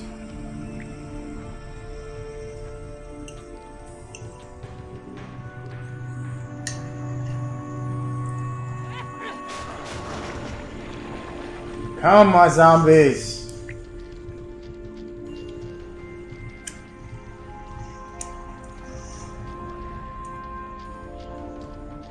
I'd like to practice my dodges more, but I know that that's going to get me killed.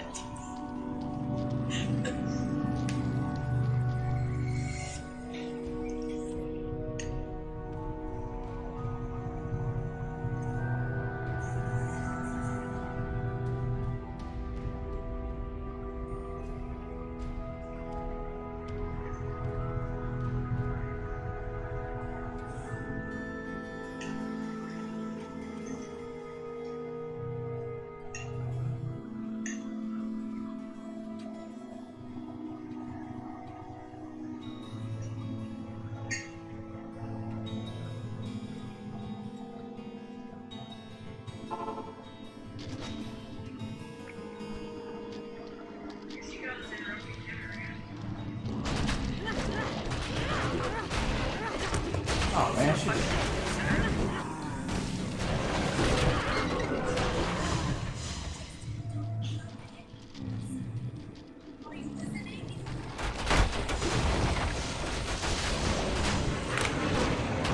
let me see if I'm comfortable, man. It's not bad.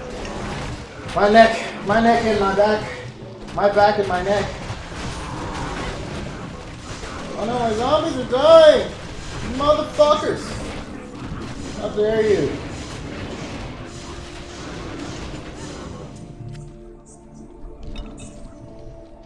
No, but I could do a quick run of this and then play that one for a little bit.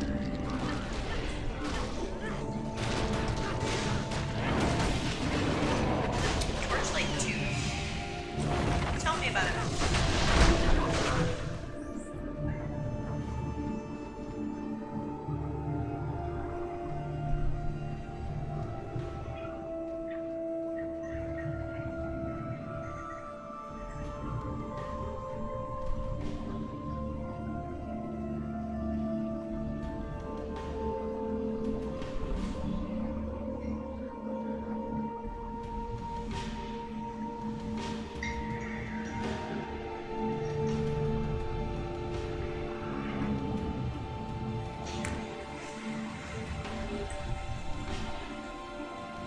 I need a new weapon for my fucking Lucia, man.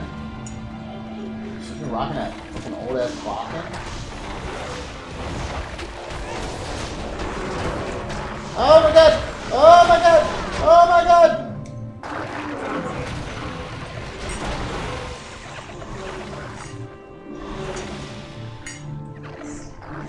I'm so upset. I am the upset. Teleport, bitch!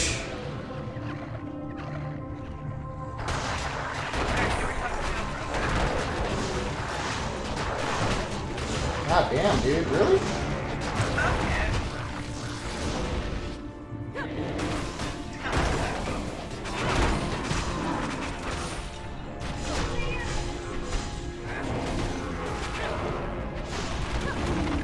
God damn, dude.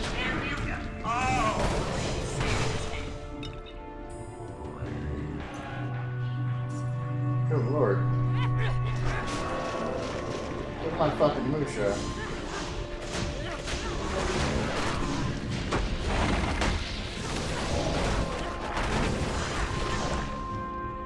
Fucking bastard. You know how much money I just lost? Oh my god.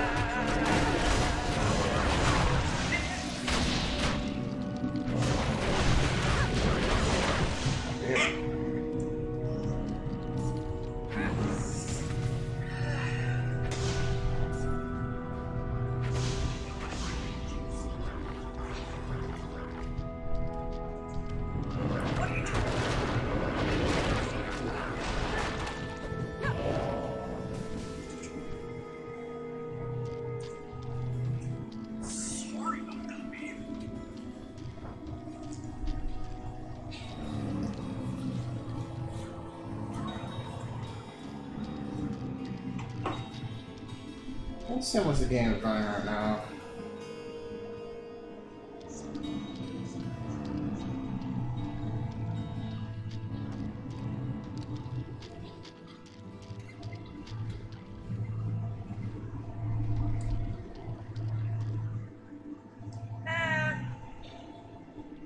What are we thinking? Pick up ammo or should not pick up anything so that we can get the costume piece of Brad?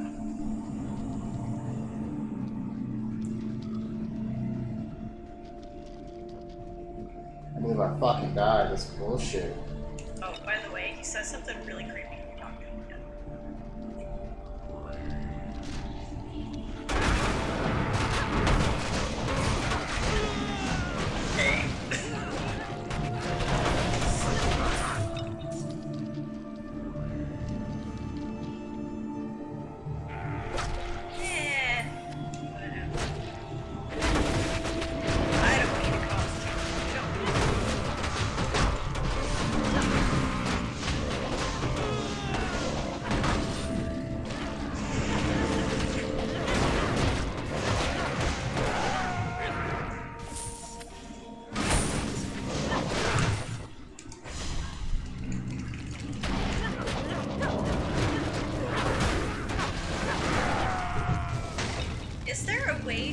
get the bow gun without getting a bite.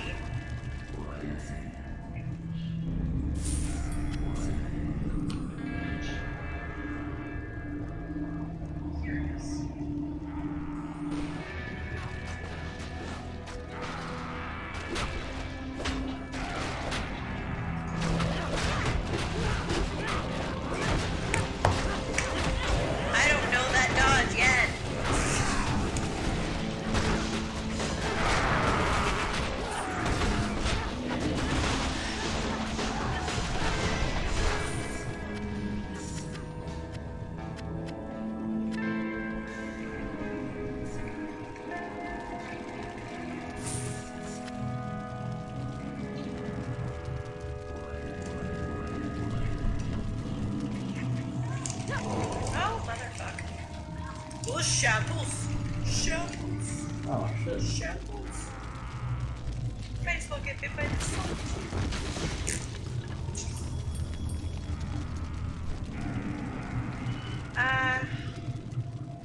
I'm sure.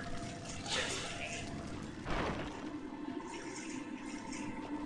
If you're quick enough and like at the right angle, probably. The issue is though that before it tells you, you know, like, oh, you did.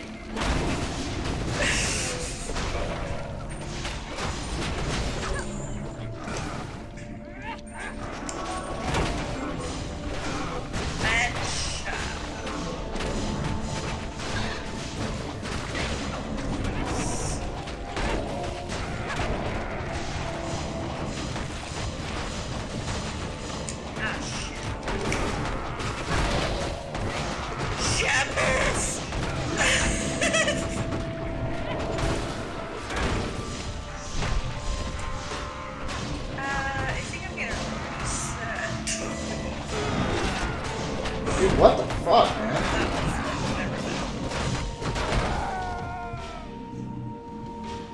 Ah, what's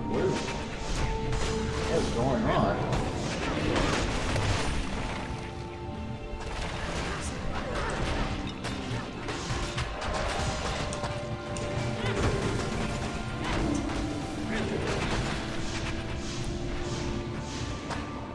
Okay, but no cutscenes now. I'm on cutscene day.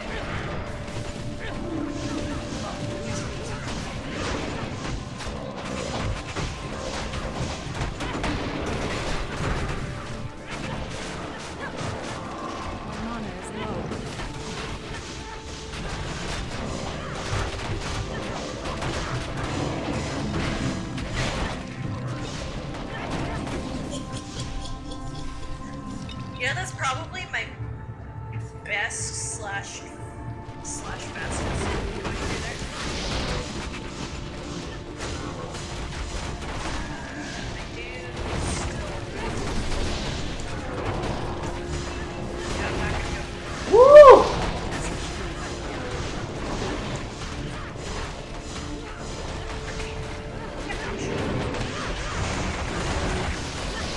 Ah, no. I forgot it like auto runs you towards it.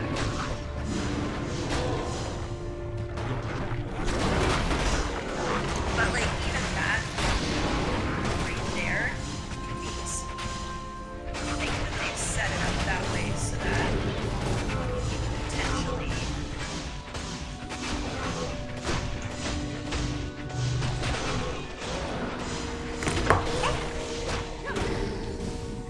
oh god! Yeah, man. Their locations were just Waypoint activated.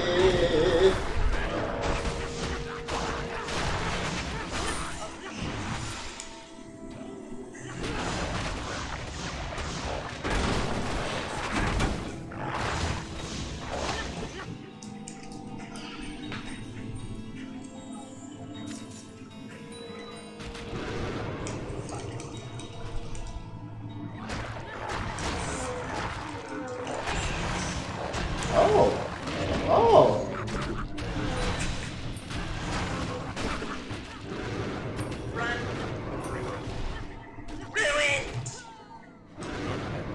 still don't know how to do this part faster than this. Like, I don't know if there is a faster way.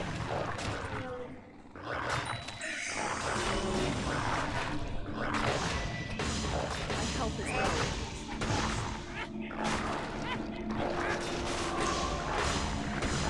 It's probably faster to weave through the zombies up there, but I don't care.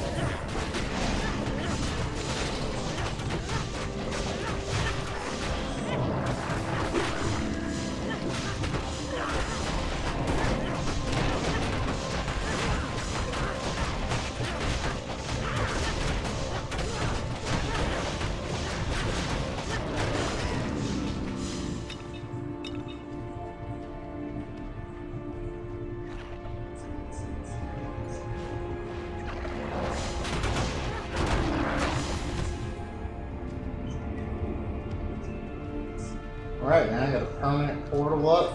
Let's see. Ember keys.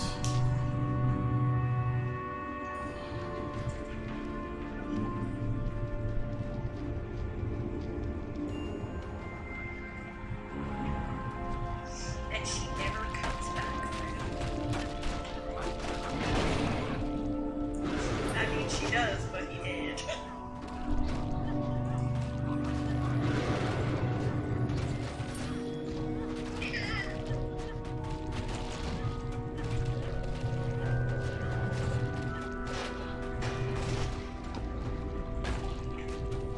Those are the boots only use, man.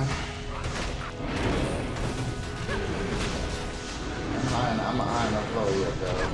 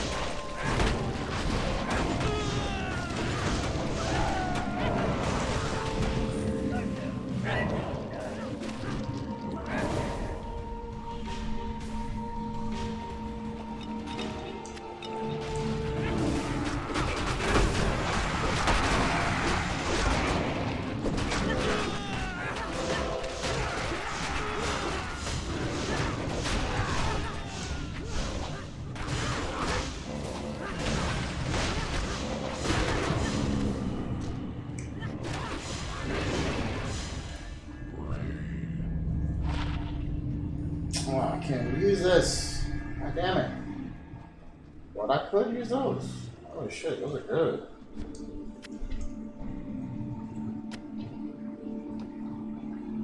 Oh, I'm trying to she leveled up.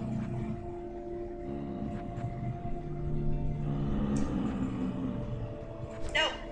Don't you dare, Claire. I pushed it the right amount for once. Tier 2! Speedrunners usually leave that there.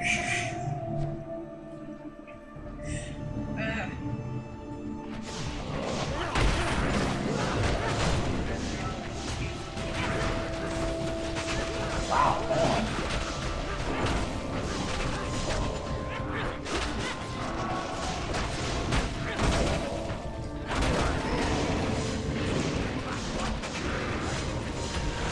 The speedrunner is like, ah! He said.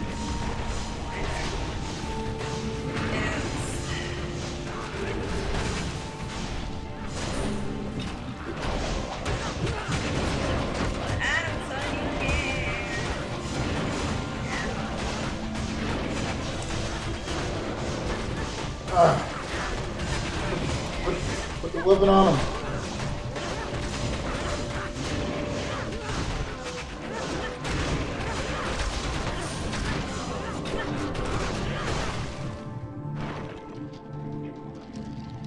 Put a whipping on that boy. Don't get here, boy. Don't get here, boy. Get here, boy. Learn something new every time you play, I guess.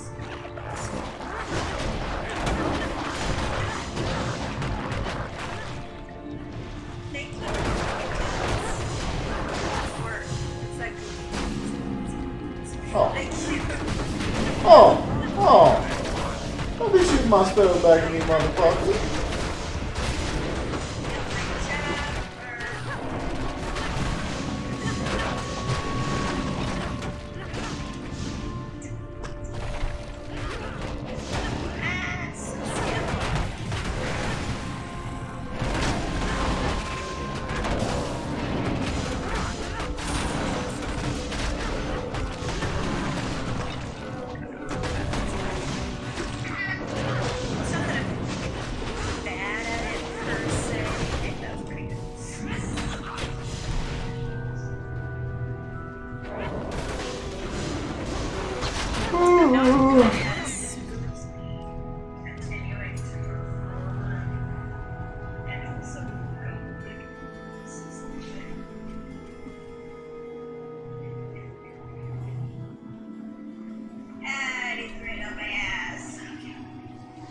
And that was a sexy line I just got said.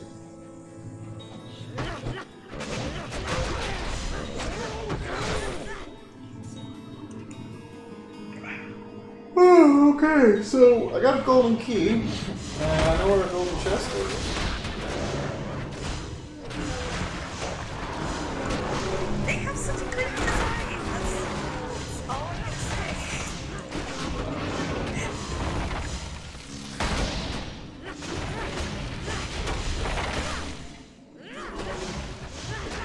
You killed my fucking warbound. So upset.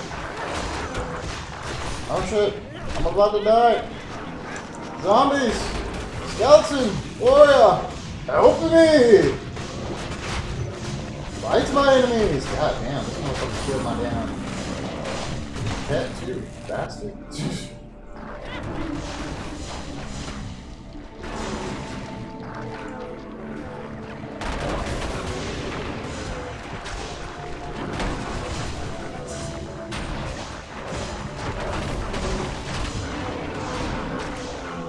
Okay, no.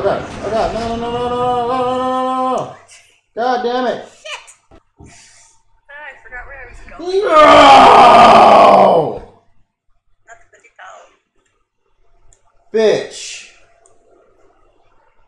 My fucking game crashed. God damn it.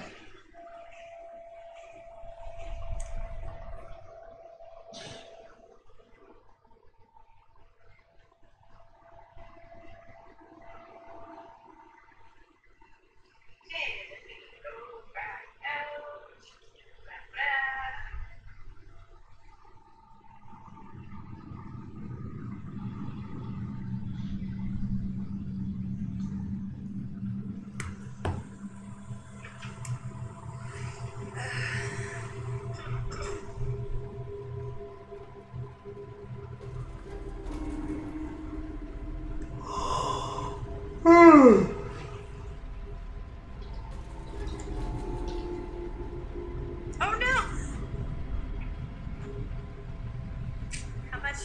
Yes, did you lose? Shit. I hesitated again. Ah!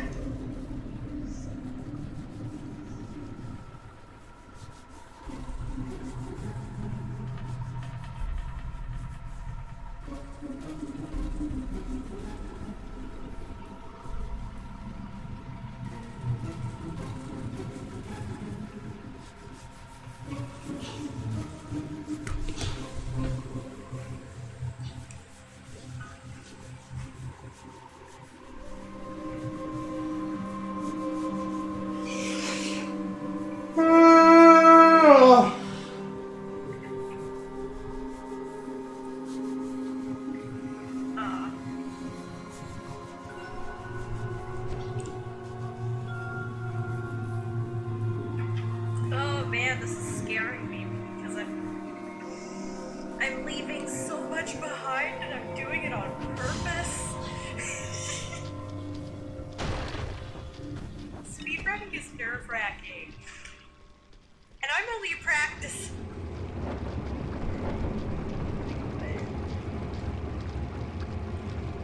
Like, I'm not even, you know, like, yeah, Wow, I thought you weren't speedrunning. game, but like, really, I'll try.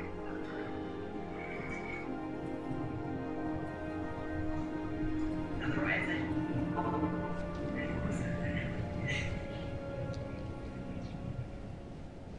but, you know, I'm trying not to pick up healing items. I'm trying not to get bit. I'm trying not to pick up a bunch of ammo. And it's kind of terrifying.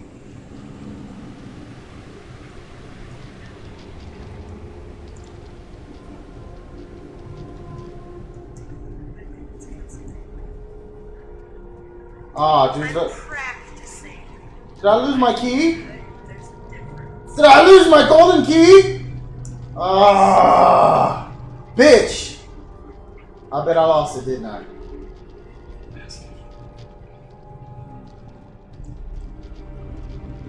That makes me even more angry. Like, right about now, I'm probably gonna start sleeping out. Because here I feel it's just it's a difficult to try.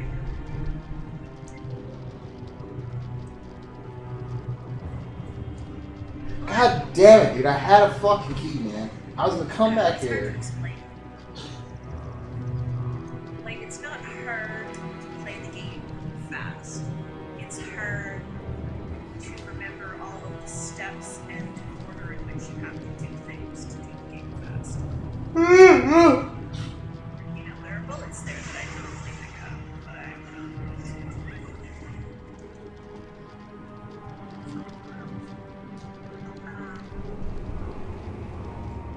You know, there's just things that I've like got used to training myself to pick up every time.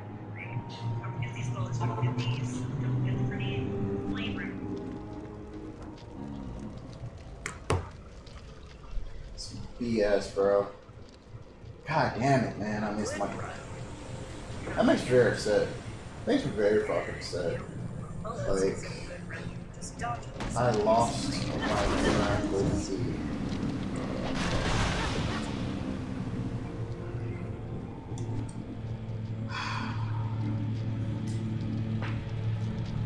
Oh, 3 more levels and he'll be able to use that. I need to find a new sword for her, man. She's I also need to crank up her strength because she's not doing the damage I want. Katana, my Musha.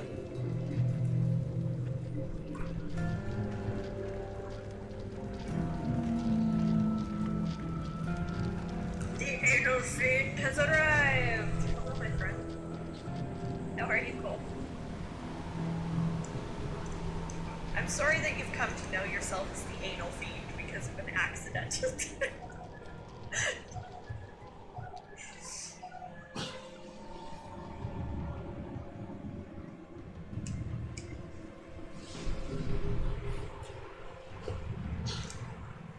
Right. Not gonna put that out this time. Because reasons.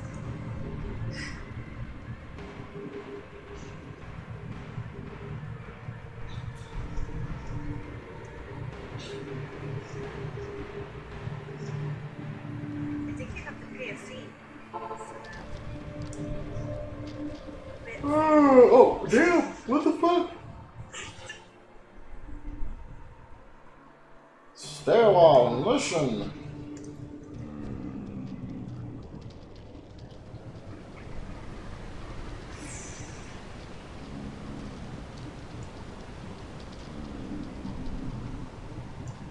You could just transfer me $10.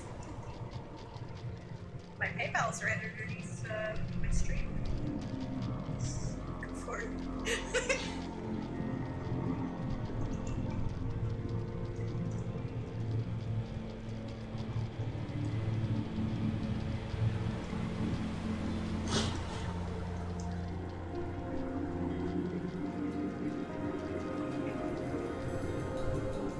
Bring out your dead.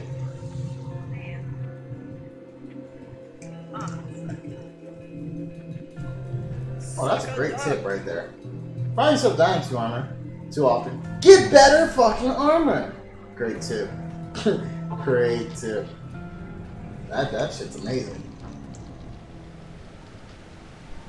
Like I never would have thought of that.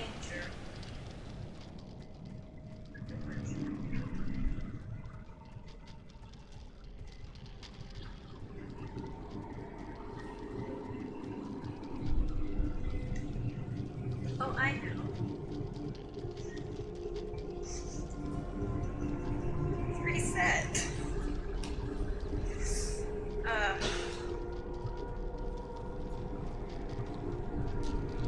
What do we want to do? Because we've got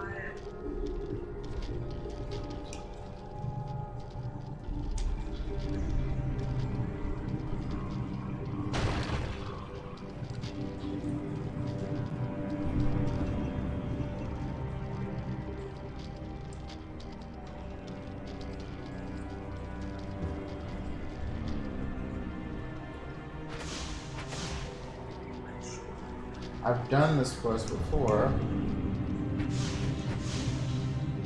yeah, better not.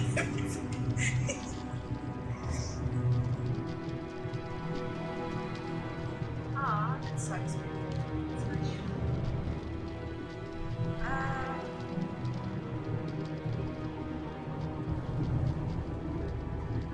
I'm trying to think of a game that, like, kind of got a handprint for.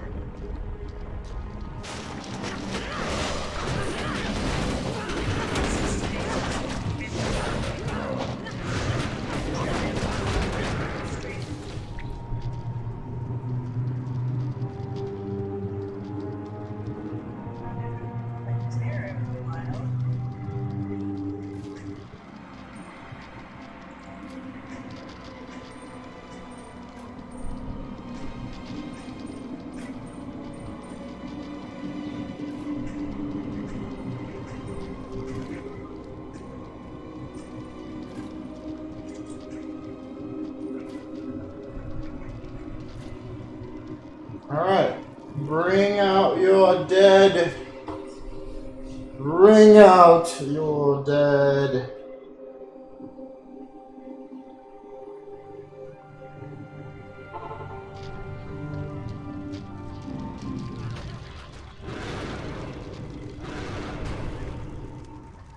Alright, well, I'm done watching that. We gain 250 experience Loves points, you and to we death, can have him make as but much I antidote need as some we actual want, fucking but each audio. antidote takes a I'm long different. I'm time to actually talking produce. to her. And remember, we are racing a ticking clock. Heading to the center of town, we can check in with our Adash. Things are much more settled now. Laszlo has been working on a cure for the rat scorpion poison, and with that, we should be able to fight what's left of them. You don't need to worry anymore.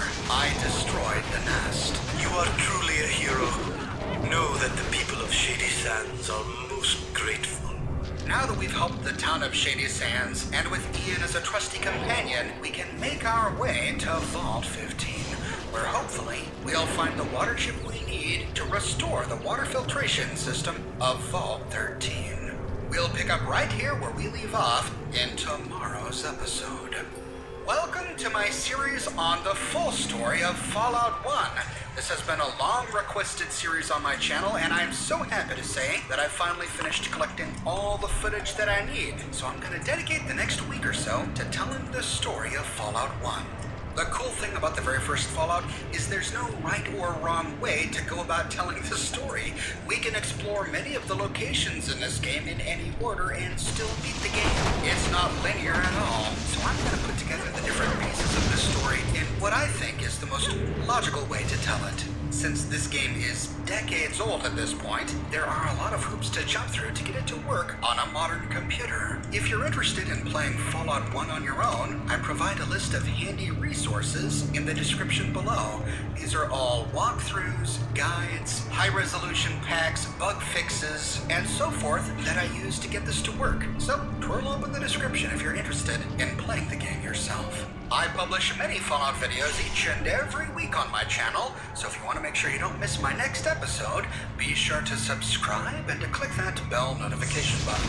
I have a shirt shop with a number of unique designs you can't find anywhere else. My designs come on shirts in a variety of men's, women's, and children's sizes, and in a wide array of colors. They also come on other products as well: smartphone cases, pillows, mugs, posters, prints, etc. So if interested, you can find a link to my shop in the description below, or you can click here. If you like what I do and you want to support me in a more personal way, consider becoming one of my patrons on Patreon. But more than anything, I'm just so glad you're here watching this video with me today. Thank you so much for watching, and I'll see you tomorrow morning bright and early with episode 2.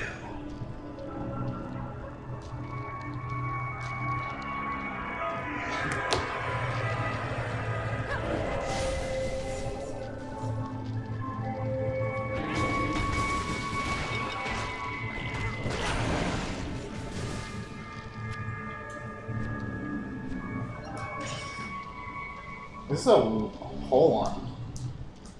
I don't know if I use pull-on.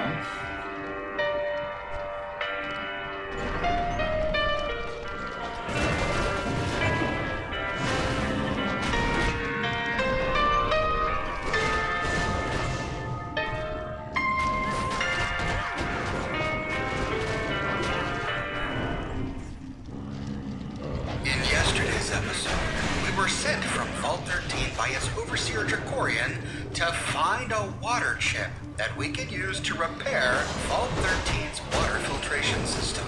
He pointed us off east in the direction of Vault 15, a likely candidate for where we can get a replacement chip. Along the way, we stumbled upon a town called Shady Sands. We killed some scorpions, met a few people, and recruited our first companion, Ian. After collecting some rope and some rad scorpion antidote, we can leave Shady Sands and head east for Vault 15. We find Vault 15 4 tiles east of Shady Sands. Like many of the double-digit early model West Coast vaults, it has a similar floor plan to Vault 13. But when we arrive, all we discover is a shack. However, upon entering, we find a well leading deep into the earth. Thankfully, we find a ladder here, so we don't have to use our rope just yet. At the bottom of the well, we arrive in a cave, though a much smaller cave than the one we had to pass through to leave Vault 13. But like that cave, here we also find rodents. Dozens of them littering this small space. After killing them all for the experience, we find the entrance to Vault 15 to the north, and the vault door has been blown completely off. We find it lying on the ground, broken. This vault door is now just a heavy piece of scrap metal. What sort of devastation could have caused this? Well, there is a little information about Vault 15 that we learn in the actual game. One source is Katrina, who we talked with at Shady Sands in yesterday's episode, and the other is in a Vault Locations holotape that we find later in the game. However, the blurb of information we find about Vault 15 is not very useful. Due east from Vault 13, construction on this vault has gone extremely smoothly. Much work was done to reinforce the walls of the third level of this vault to make all the future vault dwellers more secure in the knowledge that in the event of even a major earthquake, the regulatory computers of the vault would continue to function. Recent tours of the newly constructed vault have had many a potential vault dweller walking away with a newfound awe of the improvements done to this already impressive vault. This piece of information, I think, was clearly intended for public consumption. We don't learn anything about the experiment that went on here, and most have instead been marketing or promotional materials. We learned from Katrina at Shady Sands that Vault 15 suffered through some sort of schism. And yes, I am pronouncing schism correctly. I had a lot of comments in yesterday's video saying that it should be pronounced schism, but they're actually both correct. Well, kind of. Schism is the original pronunciation, but schism has become so common, especially in North America, that it is now also considered acceptable. Anyway, whatever happened here at Vault 15 has apparently left it empty. Entering the vault, we find nothing here but mole rats, pig rats, and cave rats. We don't learn much more about the story of Vault 15 other than what we already got from Katrina in Shady Sands. However, the story of what really went on here is elaborated in Fallout 2 and in the Fallout Bible, published by Chris Avalon.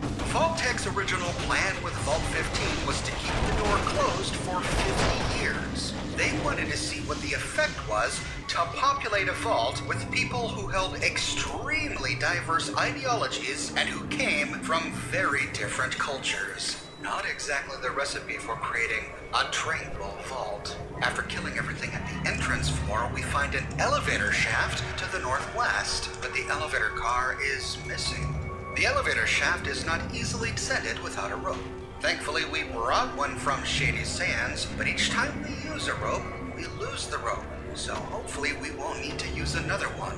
After anchoring one end to the top of the elevator shaft, we can throw the other down to the second floor. And upon arrival, we find this floor just as infested as the last.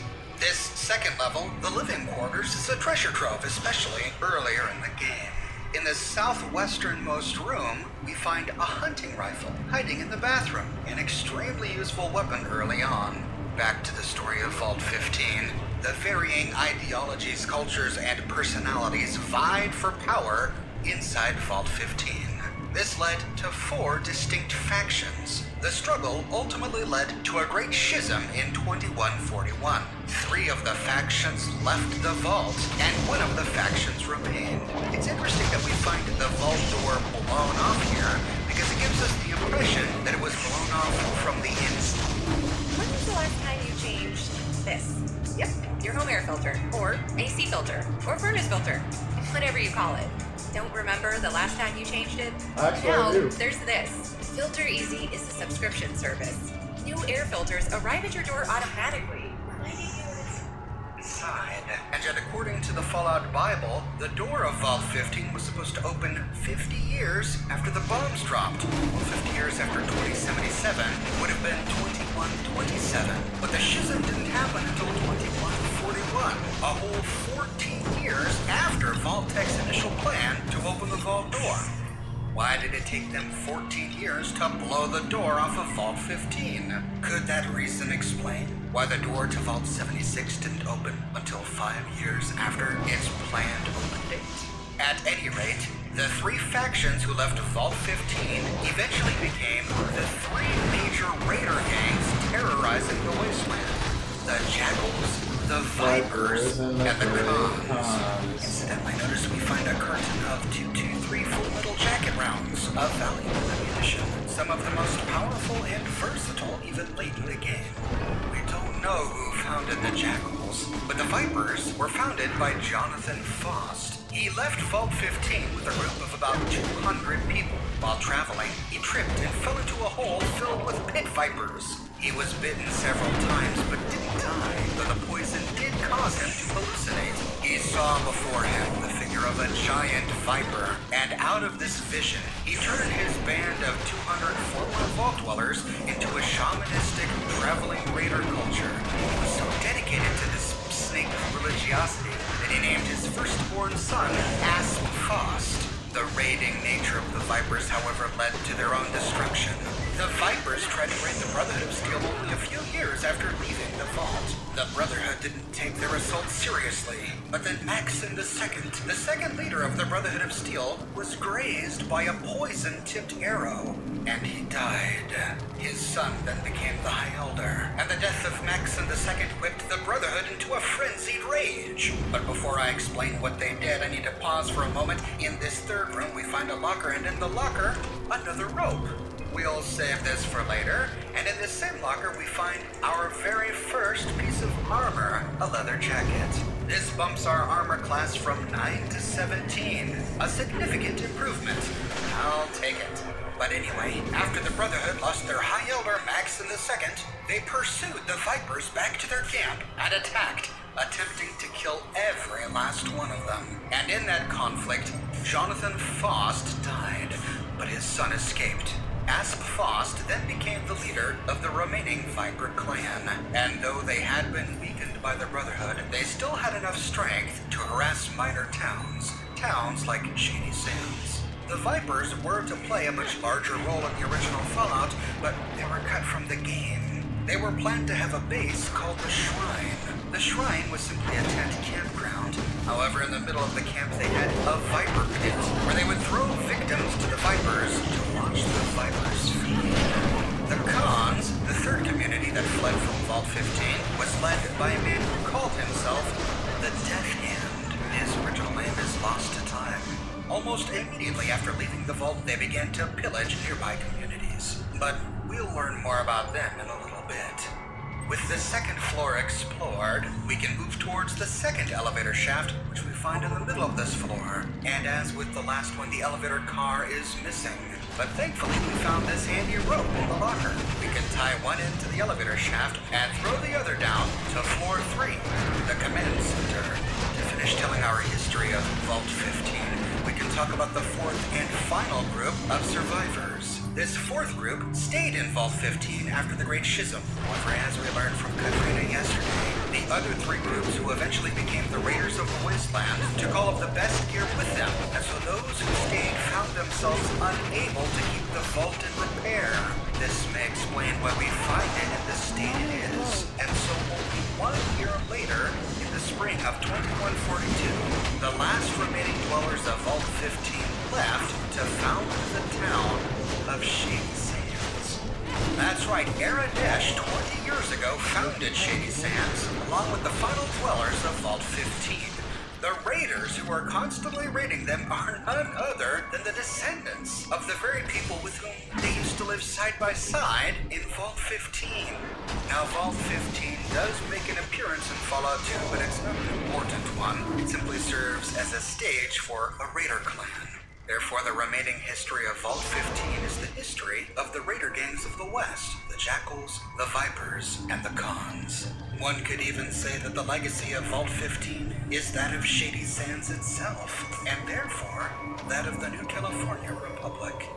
This vault is in complete disrepair. We even see that some of the walls have collapsed, causing cave-ins in many of the rooms. We find a locker room to the southeast. Inside, we can loot 2 lockers, and in one, we find a 10mm SMG with some 10mm armor-piercing rounds. This is a pretty powerful weapon, but remember, we won't give this weapon to Ian because he can't be trusted with burst weapons, and honestly, this early in the game, we really don't have a lot of 10mm ammunition, and burst weapons tend to burn through it, so we'll simply use this in single fire mode for now. Also in one of the lockers, we find a couple of grenades, useful for dispersing tightly grouped enemies, but probably wasted on the remaining critters we find here. In the southeasternmost corner of this floor, we find a couple of consoles on the wall. As we get close, we're able to determine that the command and control center is definitely buried under even more rock. We'll have to look for the water chip elsewhere. So after all of that, we wasted our time. No, I suppose it really wasn't a waste. After discovering that the water chip isn't here, we earned 500 experience. Not to mention the experience we got from all the rodents. Heading over to the western side of the control center, we can examine some of these consoles. We learned that the rest of the vault in this direction has delicate equipment that has probably been ruined and destroyed. There is a very low chance of anything remaining of value. So sadly, we can't read any of these terminals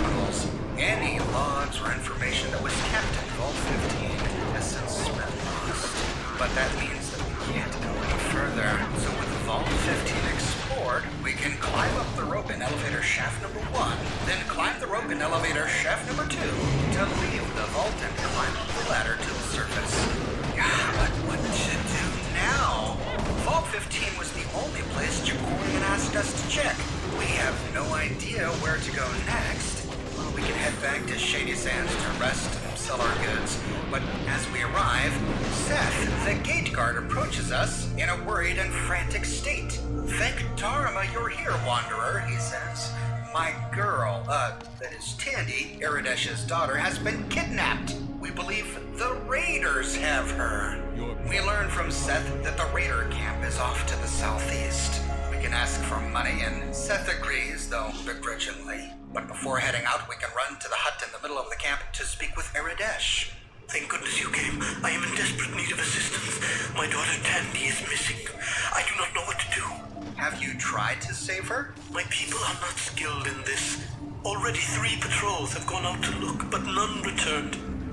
Will you help me? I'll do it for a fee. Of course I will reward you. Bring her and you will receive 500 in hub script. Will you help me? Interesting that he calls caps hub script here, because he does pay the reward in caps. I'm presuming it's because the value of the caps are backed by the water merchants of the hub. So maybe in the 2160s, the term hub script and caps are used interchangeably. Okay, who could have taken her? Seth and I believe one of the Raider clans is responsible. Retribution for our resistance to them. Take this spear. It was found where my daughter was last seen. Alright, God I'll damn, check it out. Still don't have enough to Talk to Seth. He knows much about these Raiders. And Godspeed, Wanderer. With that, Iridesh gives us a spear, a decent melee weapon this early in the game, extending our reach compared to a simple knife. If we head to Roslow's clinic, we can tell Raslow about Tandy's kidnapping and ask him for help. He then tells us more gossip about the budding romance between Tandy and Seth. But once we convince him that she was kidnapped, he gives us 2 stim packs and some fruit to help us on our journey. Now that we are well equipped, we can leave Shady Sands and head to the Raider camp that Seth told us about, which he said was to the southeast. And upon arrival, we discover that this is none other than the camp of the Khans. So the Khans are the kidnappers. Arriving at town, we can put away our weapons, just in case we have an opportunity to talk our way out of the situation. Exploring the nearest tent, we find a bedroll on the ground and a raider walking around, but then the raider says, "Have you come back to kill your son?" Wait a minute, what? Kill my son? What is he talking about? Must be high on something. Moving into the next tent, we find another raider and he says, "It's the Death Hand. He's returned." Death Hand? What is going on with these raiders? Heading into tent number 3, the raider says, "The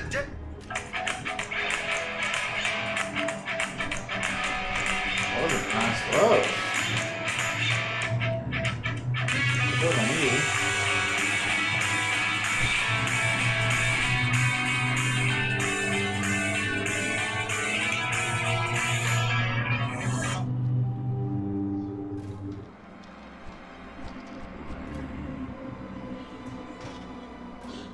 Dead walk again. The Death Hand has returned. Aye! A ghost! Fill up the bag of Okay. These cons are characters. In the final tent to the northeast, we find some 44 Magnum full metal jacket ammunition on the ground. And then after taking it, a raider apologizes to us. "Excuse me, Death Hand, I'm sorry to disturb you." Well, it's clear that if we want to find Tandy, we have to head into the building in the middle of the camp. In front of the door is a guard, and the guard says, "Have you come back to kill your son?" What is he talking about? But they're not hostile. Instead, they seem afraid. In the first room, we find more raiders terrified by my presence. And in the second room, we find the leader of the Khans, surrounded by his raiders and slave women, named Garl the Death Hand. The slave girls nearby whisper, "Please help me," and they sob uncontrollably. When we speak to Garl, he says, "I killed you." Now, what has happened here is this particular character of mine has really high luck. And as a lucky guy, it just so happens that I resemble identically Garl the Death Hand's father. What? We learned that the Death Hand was the original Khan to leave Vault 15, who founded the Khans. But in their tribal culture, the leaders of the Khans become leaders by killing their fathers. So the Death Hand's son was named Garl. Garl stands before us now. He is now called the Death Hand because he killed his father. I resemble the father. They all think we're the original Death Hand, and so now Garl stands here petrified. We only get this option with a luck of 9 or greater, and if we're wearing the leather armor that we found in Vault 15. We have a number of options to respond. We can say, yes, you did kill me, and I've come back to haunt you. He doesn't believe it, but our only option at this point is to say that he's going to join us in hell. In which case, Garl and all of the other raiders turn hostile. Or when he says, I killed you, we can say, I don't get it. In which case he says, you would get it if you really were my father, but you're not. You look like he did, but you act differently. No image of him remains to this day. You will just have to be removed. In which case he attacks. Alternatively, instead of trying to haunt him, we can say, you thought you killed me, but you really should have. Garl says, don't tell me what I should have done, father. I rule the Khans now, and you are but worm meat. But clearly his father is not worm meat because here we stand. If we say we should have killed him when he was a baby, he attacks. Or we can say, I still live. This evidence is irrefutable, and so he asks us what we want. We can now use this opportunity of confused identity to ask for a request. If we ask him to step down as leader of the Khans, or if we ask him for riches so we can buy our way into heaven, he says never, and he attacks. Or we can say, I want the girl set free. Now. In which case he says, so be it. Release the Shady Sands woman and escort this one out of here. And as easy as that, the cell door opens, and Tandy joins us as a temporary companion. Another way to go about this is to try and break Tandy out of jail.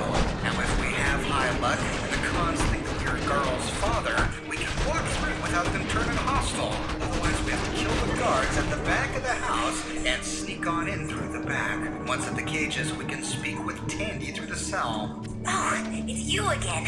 Are you gonna get me out? No, I'm just stopping by to say hi. Oh, aren't we the sarcastic one? Are you gonna get me out or what? I'm going to fight the Khan leader in exchange for your freedom. You fight him? You gotta be kidding me. Listen, if you come up with another plan, let me know, okay? Alright, just sit tight. I'm gonna get you Where out. have I heard that voice actor? What's your plan? Just wait for the doors to open, then run for it. That's it? That's your plan? Alright, but hurry. I heard them talking and I didn't like their plans. Using our lockpick skill, we can pick the lock. If we don't have high enough luck, we have to sneak around the back door. But with high enough luck, we can simply walk out the front, and none of the Khans do anything about it. Or, if we try to do this without having high luck, when we talk with Garl, we can try to intimidate him into giving us Tandy by first asking... Get a uptime real quick, hold on. I haven't been streaming that long though. Yeah, see, about 2 hours. Not very long at all. It's going okay. I just got back on. I got off last night. Shortly after me and you were talking. I didn't stay on very long after that. Oh no. What, dude? I was too tired. Plus, I had stuff to do in the morning, so I had to get off. I kind of want to get a Bakken or a katana for my Musha.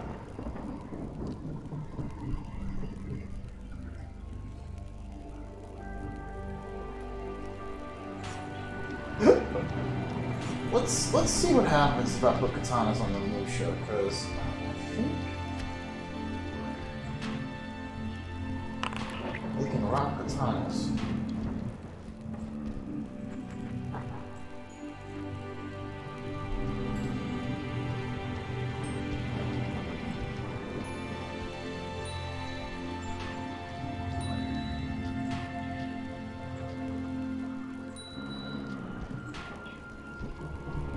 There we go. Yeah, you know, I'm gonna just do this for a while. We're gonna do that for a while. We're gonna see how that works.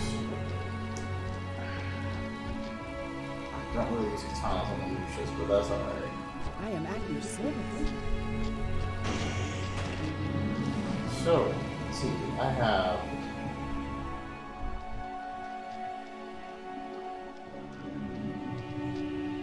acquired some better gear. Let's see what we got here. We got the Ember Keys and Little Lost Ones. We're gonna go for Little Lost Ones. I need to finish that quest.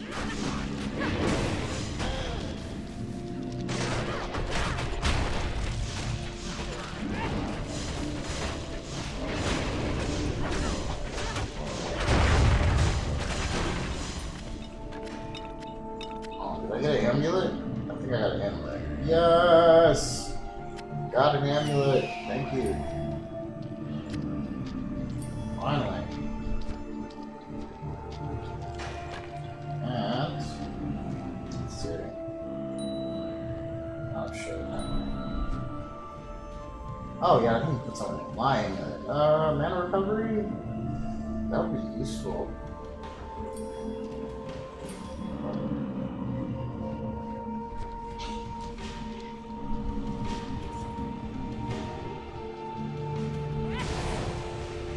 Summon a Lich! Does he follow me? Yeah, he does. Okay, cool.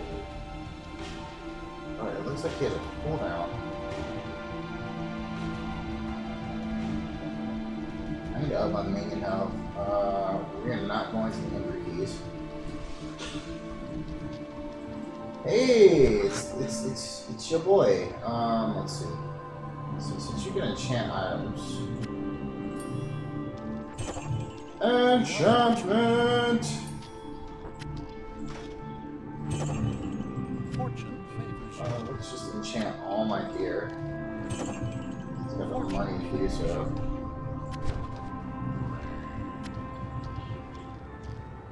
Oh. Fortune smiles upon you.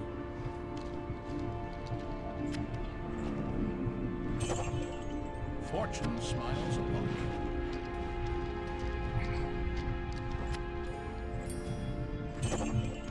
Fortune smiles upon you.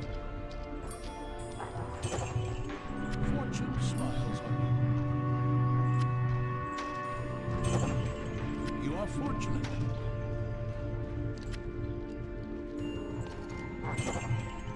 Fortune smiles upon you. Fortune smiles upon you.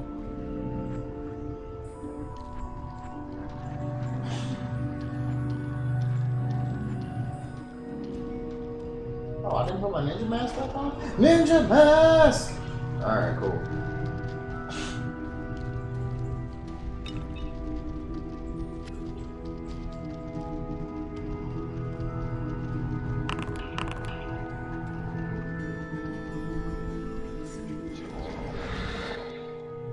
Little lost ones. Oh, this is gonna be tough, man.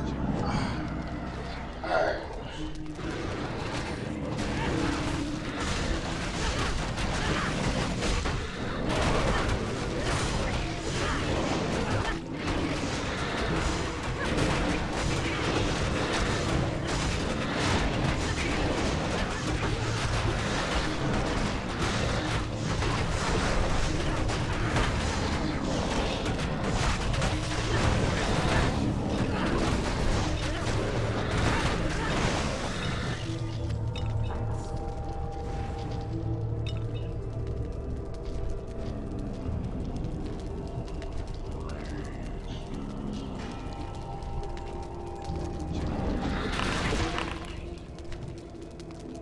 Damn it, Bob!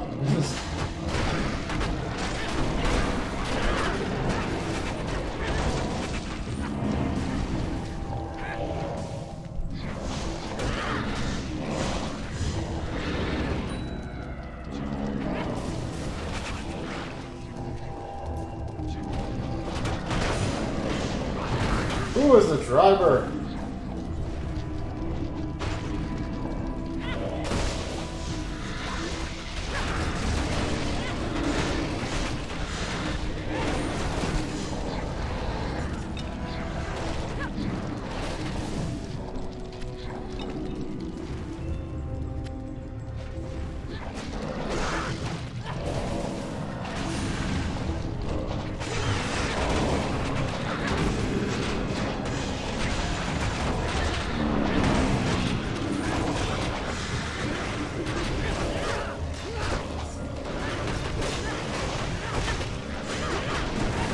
Shit, my looks right.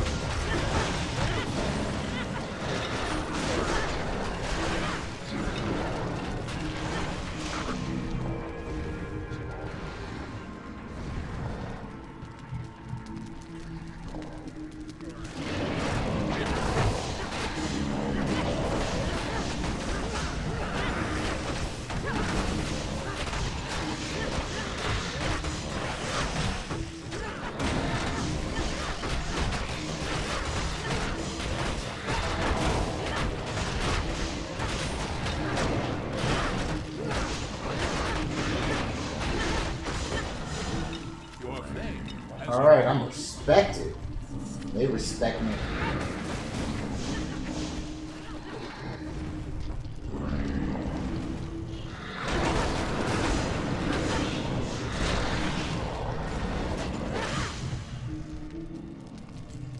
Fired all the braziers on the way.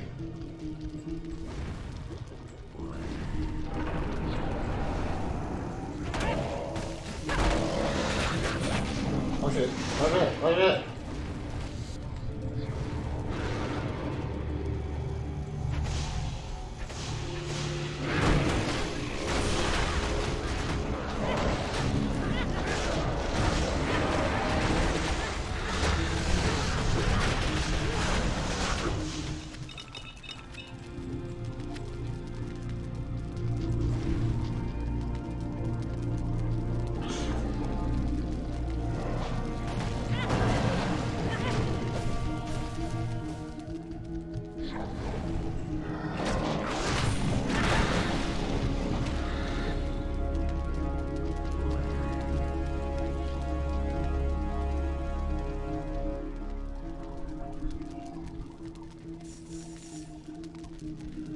Think you can help me?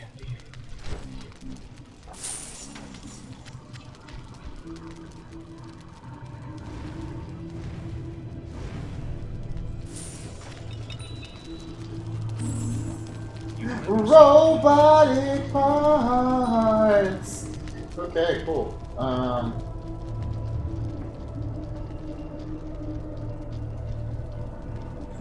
done what I need to do. Done what I need to do.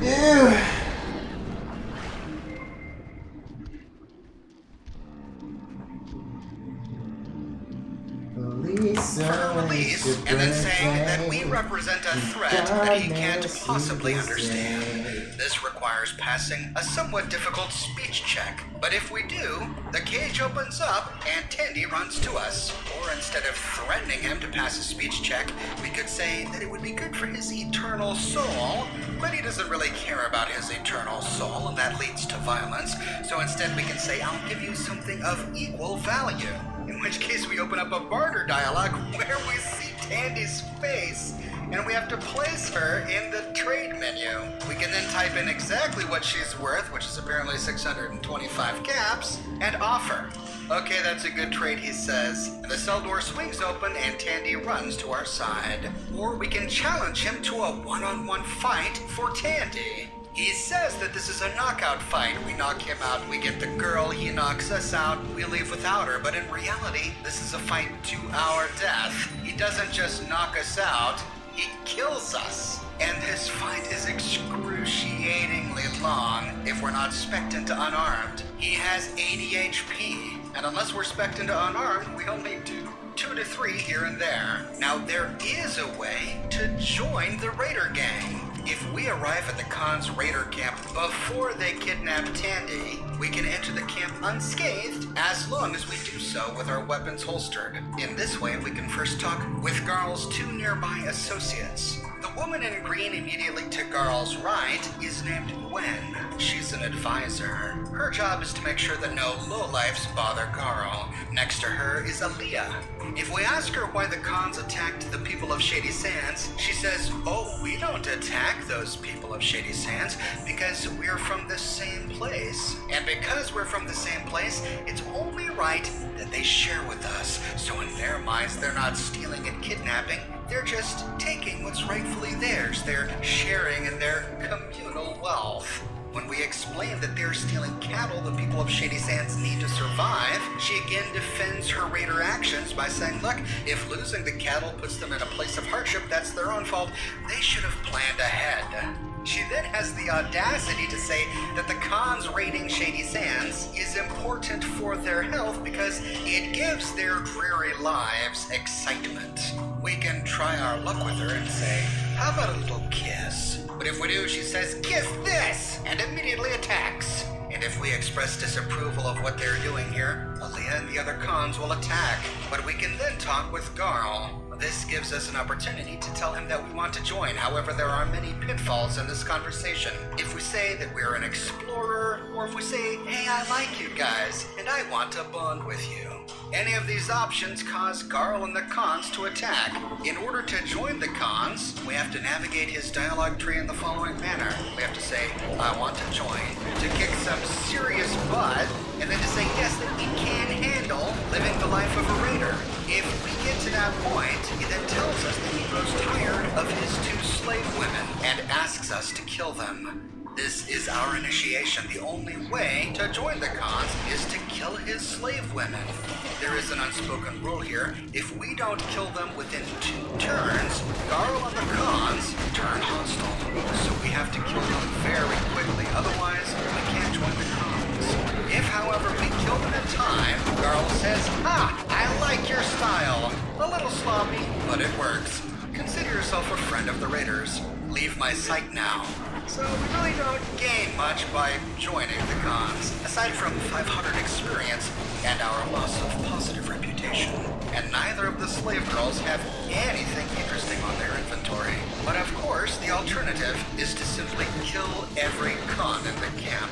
This is very difficult to do earlier in the game, as there are over a dozen raiders in this camp. I actually had to come back at a later date with a much more powerful character to do so, but only by killing the cons do we get the best ending. And the Vault Dweller killing the cons here is the canonical ending of Fallout 1, as this event is referenced in Fallout 2. Once the cons are dead, we can then free the slaves. We do so by simply talking with them, and for each slave we save.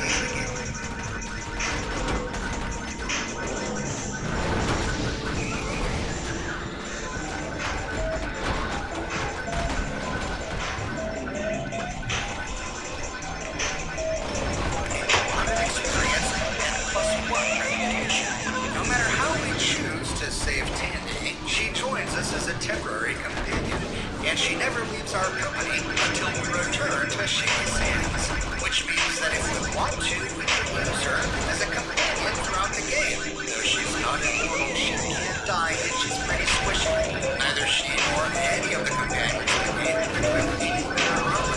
We could use the steal skill to manipulate her inventory, but she equips and forever uses the first item we give her, meaning we can't change her weapon after that. But she was never really intended to be a combat companion, so even though we can manipulate her inventory, we can't give her commands. We can't tell her to draw her best weapon, or even tell her to wait. Root cares about that oh-so-rare concept in the insurance industry, fairness. Instead of basing your rate solely on these, it charges you primarily based on one thing: how you drive. Crazy, right? Just download an app, drive around for a few weeks, then artificial intelligence runs the numbers. Since Root doesn't insure guys like Speedy McLeadfoot over here, you don't pay for their accidents. When you get your personalized quote, it can be up to 52% less than what you're paying now. And the whole experience is totally modern. No massive pages of questions, just a streamlined process right through the app. You'll even cancel your own policy. It's how insurance should be. So, seriously, stop settling. Download the Root app. Get car insurance.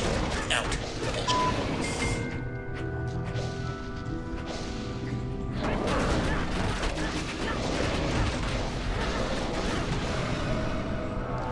If for some reason we either killed Tandy or allowed her to die during the escape, then when we head back to speak with her father... Is there something you want?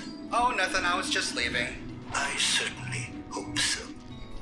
Oh, he is not pleased with us. But if she's alive, the next time we arrive at Shady Sands, Tandy walks back into town. And we can check in with Seth, but he doesn't mention it. He only talks about the rad scorpions we killed in yesterday's episode. Nothing about Tandy. When we check in with Tandy... Hi. I was afraid that you were gone and I wasn't gonna get a chance to thank you for rescuing me. Oh, that was great! Action, adventure! Anyway, if there's anything that I can do for you, you just ask. We can ask her about Seth, and we learned that the romance between them was really rather one-sided. Seth's the captain of the guards. My father tried to set us up once, but he is not my type. We find an option to say, how about you and I, well, you know, get together? I'm not that kind of girl, mister. Go find a Brahma or something. And this isn't even a skill check or anything. There's no way to get her to agree.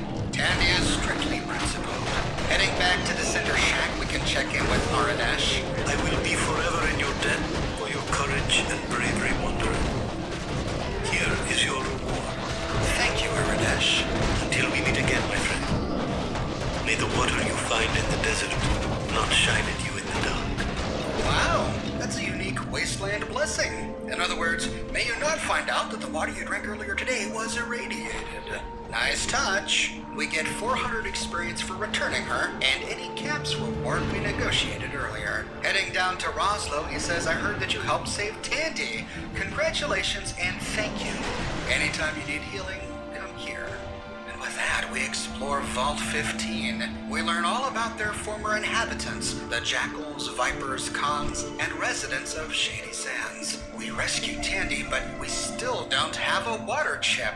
Perhaps we can track one down when we head to the nearby town of Junktown that both Ian and Aradesh told us about. Now, I've actually already completed my episode on Junktown, so you can move right along to episode 3 of this series by clicking here. I'm gonna go ahead and put it as the next episode in this series playlist. While you're watching that, I'm gonna get to work on the next episode of the series, The Hub. I publish many Fallout videos each and every week, so if you want to make sure you don't miss the next episode, be sure to subscribe and to click that bell notification button. I have a shirt shop with completely unique designs you can't find anywhere else. My designs come in a variety of men's, women's, and children's sizes, and in a wide array of colors. My designs come on other products as well, smartphone cases, pillows, posters, mugs, prints, etc. So if interested, you can find a link to my shop in the description below, or you can click here. If you like what I do and you want to support me in a more personal way, consider becoming one of my patrons on Patreon. But more than anything, I'm just so glad you're here watching this video with me today. Thank you so much for watching, and I'll see you soon for the next episode. Whew. Man. Holy crap.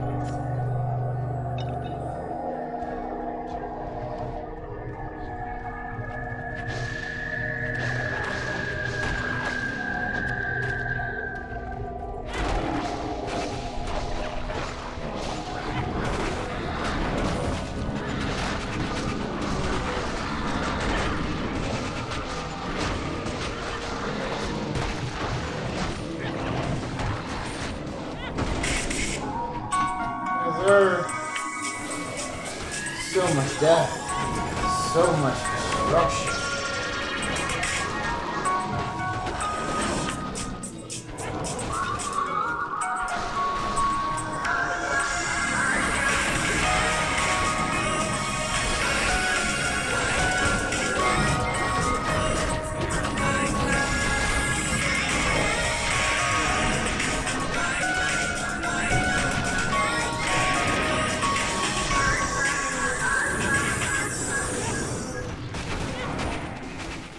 Tales of a Junktown jerky vendor appear in Fallout 3, Fallout New Vegas, and Fallout 4. Unlike all other skill books in the game, these are crudely drawn. This tells us that this series of magazines were crafted long after the apocalypse. Now, I long thought that Junktown was just poetic. The magazine was using the word Junktown as a way to describe a clever entrepreneur who was able to find junk and barter it for jewelry. But the truth is that Junktown is actually a place. The magazine is not talking about a jerky vendor who can turn junk into jewels, but rather it's talking about a jerky vendor whose shop is in Junktown. Where is Junktown? To find out, we have to go back in time to the year 2161. In this year, the Vault Dweller travels south from Vault 13 and south of Shady Sands to discover a ramshackle town named Junktown. At the gate, the Vault Dweller is stopped by the town's guard, who tells him to put his weapon away. If the Vault Dweller refuses, all the guards in the town turn hostile, leaving us with only one option: to be compliant. We say, sounds fair. By the way, what is the local law regarding weapons? The guard responds, it's good that you asked. No weapon can be drawn except in self-defense. If you start a fight, it's your fault. Other than that, it's your right to go around armed. Just don't pull a knife or a gun without just cause. Have a good day. After we remove our weapons from our inventory, we can talk with this guard to find out more about the town. The guard tells us that this town is called Junktown, and he says that it's a trading town, and they often do trade with another town called the Hub, although he refers to the residents of that town as being stuck up. If we respond by saying that we are from the Hub, for the rest of the game he greets you with a sneer. He gives us one final warning not to make trouble, and we can go further in. As soon as we pass through the gate, we see another guard wielding a shotgun.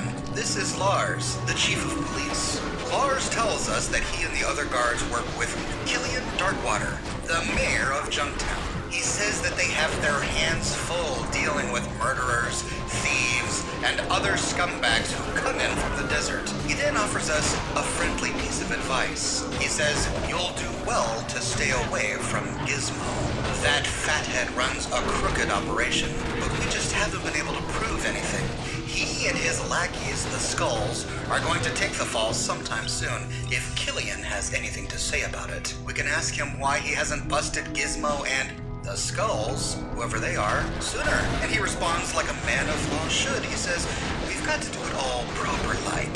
We know that Gizmo runs a rigged operation, but we need hard evidence to bring him down. Same with the Skulls. They rough someone up, we bring one or two of them in, but nothing changes. We just don't have any direct evidence tying them to any of the killings or muggings. We then have the option to leave these guards to their own devices or to offer our help. Lars says, hell, if you think you can get some dirt on either of them, we'd appreciate the help. Killian's the one to talk to if you want to talk about Gizmo. But if you can get some info on the Skulls, just come back to me, and me and the boys will take care of them. We have barely passed through the gate and we already have something to do. We need to find evidence implicating the Skulls, and we need to talk with Killian Darkwater about Gizmo. The building right outside the gate is the guard headquarters. As we walk around talking to the guards, they all warn us to watch out for Gizmo and his goons. To the east, we find a small shack with a white door labeled Jail.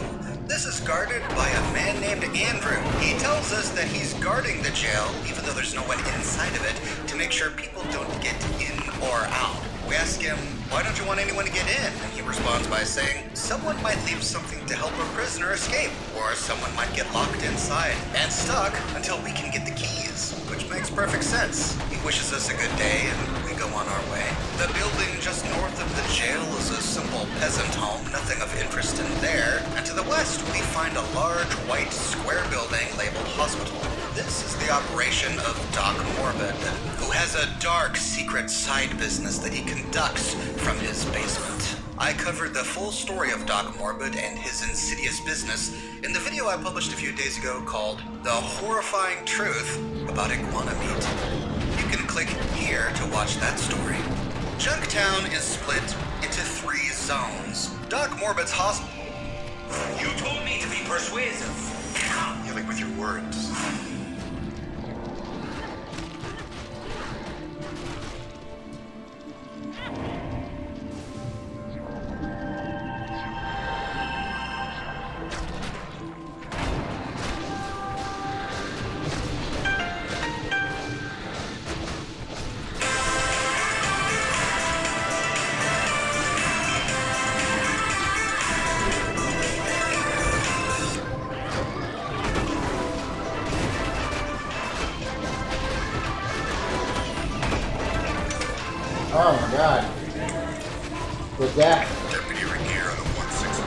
bypass.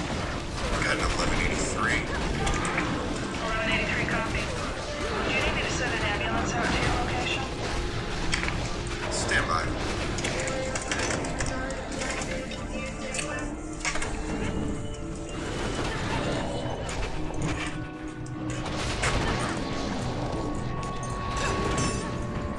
Anyone hurt? Nope. We're all fine. My fault. Didn't see him. As long as everyone's okay. Put your hands out of your pockets. You got a license? Yeah, do I? Yeah. The guy said he didn't see me. What'd you have to drink today? Nothing. Stay here. Do not move. Call you a tow truck. Nope. Just, swapping out this tire. It was our fault. We told him we'd pay for the damage and gave him our information. Let me get that. No, don't. Please don't bother yourself. No, I'm a one-man worker. What's that? What's what now?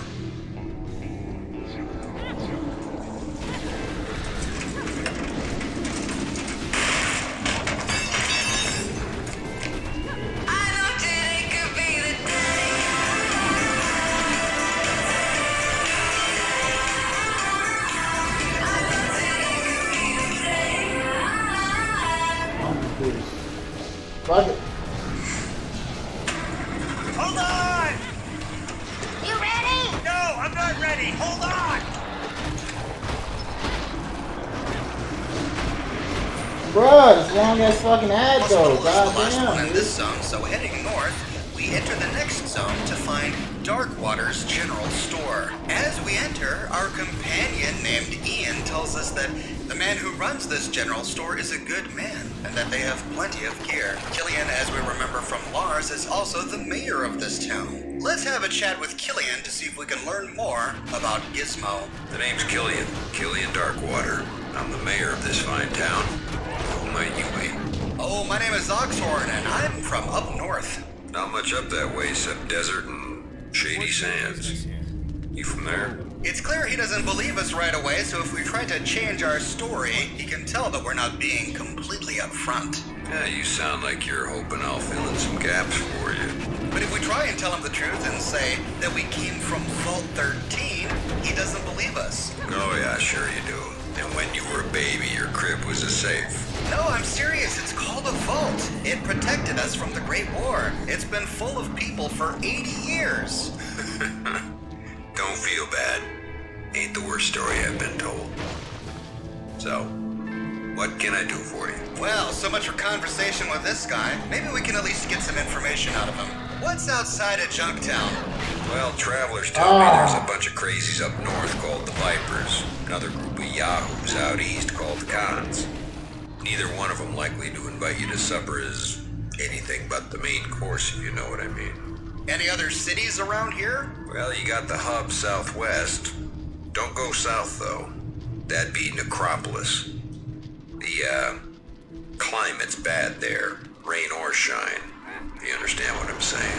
What can you tell me about your town here? Well, Junktown's not much, but it's home. Mostly we trade with people or let them forget their troubles for a bit. Of course, we have our share of problems. Problems? From outside, we've had the occasional to-do with the Cons, but they've been pretty quiet lately. Inside, trouble's been from the Skulls, and I hear some strange things happening down by the hub, but they haven't affected us yet. Knock on my mother-in-law's head. What kind of stuff you got to do around here? Oh, we got tons to do. The Scum Pit's on the east side by the entrance, great drinking place. Gizmo's is near there. And if you're hurting, Doc Morbid's your man. Now, if at any time we say something that even slightly offends him, he becomes surly for the rest of the game, even if we assist him in any of his requests. If we make it clear that we think his little town is boring by saying, that's all there is to do around here? Well, if we're too fast for you, just pass on by, pal. It is pal, ain't it? I see, so there really is nothing exciting in town. But you obviously have me confused with someone who has to take your lip. Why don't you come back when your mama teaches you some manners? I love it. We could go back to Killian to talk more, and he's not terribly pleased to talk with us. You again. What do you want now? And we can barter with the guy. Show me your goods, Killian. Well, that's a damn fine coincidence. That's what this store's here for. We got about everything you can need. Let me show you some things over here. He has a fine array of items, including a .44 Magnum pistol. But we shouldn't buy this now. We may get it for a better price later. As soon as we end our barter dialogue with Killian, an assassin approaches from the door. He shouts, "Gizmo sends his regards," and opens fire on Killian. Now, we could stand idly by and watch the firefight take place, or we can jump into the middle of things and help Killian defend himself. If we do, after the assassin is dead, Killian thanks us. Listen, thanks for saving my life. It's a mighty brave thing to do. Now, it looks like we've got ourselves a situation here. I know Gizmo's behind this, but I need proof. You interested in helping? Now, I am interested in helping Killian out, but before we agree to help, let's finish exploring the town. I'd like to know a little bit more about Gizmo before I get my hands dirty. We can loot the corpse of the assassin to find a hunting rifle on his body. A great way to find a weapon that does decent damage at long range. Just north of Darkwater is the Crash House Hotel. The front desk worker is kind enough. We can ask her about the water we're looking for Vault 13 or any other information, but she doesn't have a whole lot to say. Instead, she refers us to the Scum Pit, which apparently is the nearby bar. In the room directly north of us, we find a woman alone. If we inspect her, the game says that we see a pouty, shapely woman. She says, "Hey darling, how you doing?" If we respond by saying that we could be better, she offers to help us with that. We then ask her how much she charges, and then she laughs. She says, "Oh baby, if you gotta ask, more than you can afford. Maybe next time, sugar." Well, it's clear what kind of business this woman does. We're apparently too broke to afford her services. Continuing to explore the house, we find a refrigerator in the main lobby. This has a bunch of good stuff that we can take without turning anybody hostile. At the end of a hallway, we find a woman. We can introduce ourselves and say, "Hello, I'm Oxhorn. I'm new to this town." She responds by saying, "Apparently so, since everyone knows that this is the territory of the Skulls. You'd better beat it before someone decides to hurt you." We can ask her to explain, "Who are the Skulls?" "That's us," she says. "We're the meanest gang in town. Actually, we're the only gang, but nobody messes with us. So you pretty much run the town then, eh?" And she says, "You bet. Nobody messes with us." Well, except for Killian, but he's cool and all. He's like the sheriff, man. We do whatever we want. We can then ask her to tell us who's in the gang. She says there's Victor, who's in the room just beyond, Shark, who likes to hang out at the Scum Pit, Vinny, who's also in the room just beyond, and a couple of other guys who stop by from time to time. She gives us directions to the Scum Pit, which is the sleazy bar just north of here. And when we ask her what she does, she says, "Well, we really just hang out. Sometimes we play games at Gizmo's or have some fun over at the Scum Pit." She also says that the Skulls sometimes do odd jobs for Gizmo, and sometimes they work as mercenaries for travelers. She then gives us a warning saying that Victor likes to stalk people. We should probably keep our distance. And here we can get some more information on Gizmo. When we ask her what she can tell us about him, she says he's the huge fat guy who runs the casino. He wants to run Junktown, but Killian keeps him in line. He pays pretty well, though. Occasionally he'll hire Vinny or Victor to deal with people for him if they've become a problem. Like one stranger who showed up here a few weeks ago. I wonder if we'll find out more about that stranger. But this girl seems nice enough. We can ask her, "Why do you hang out with these guys?" And she says, "We're like a family. We take care of each other." Well, except for Shark, who's always breaking things. Well, and Victor, who looks at people funny. But Vinny is cool, and we do stuff together, you know? We're like friends and stuff.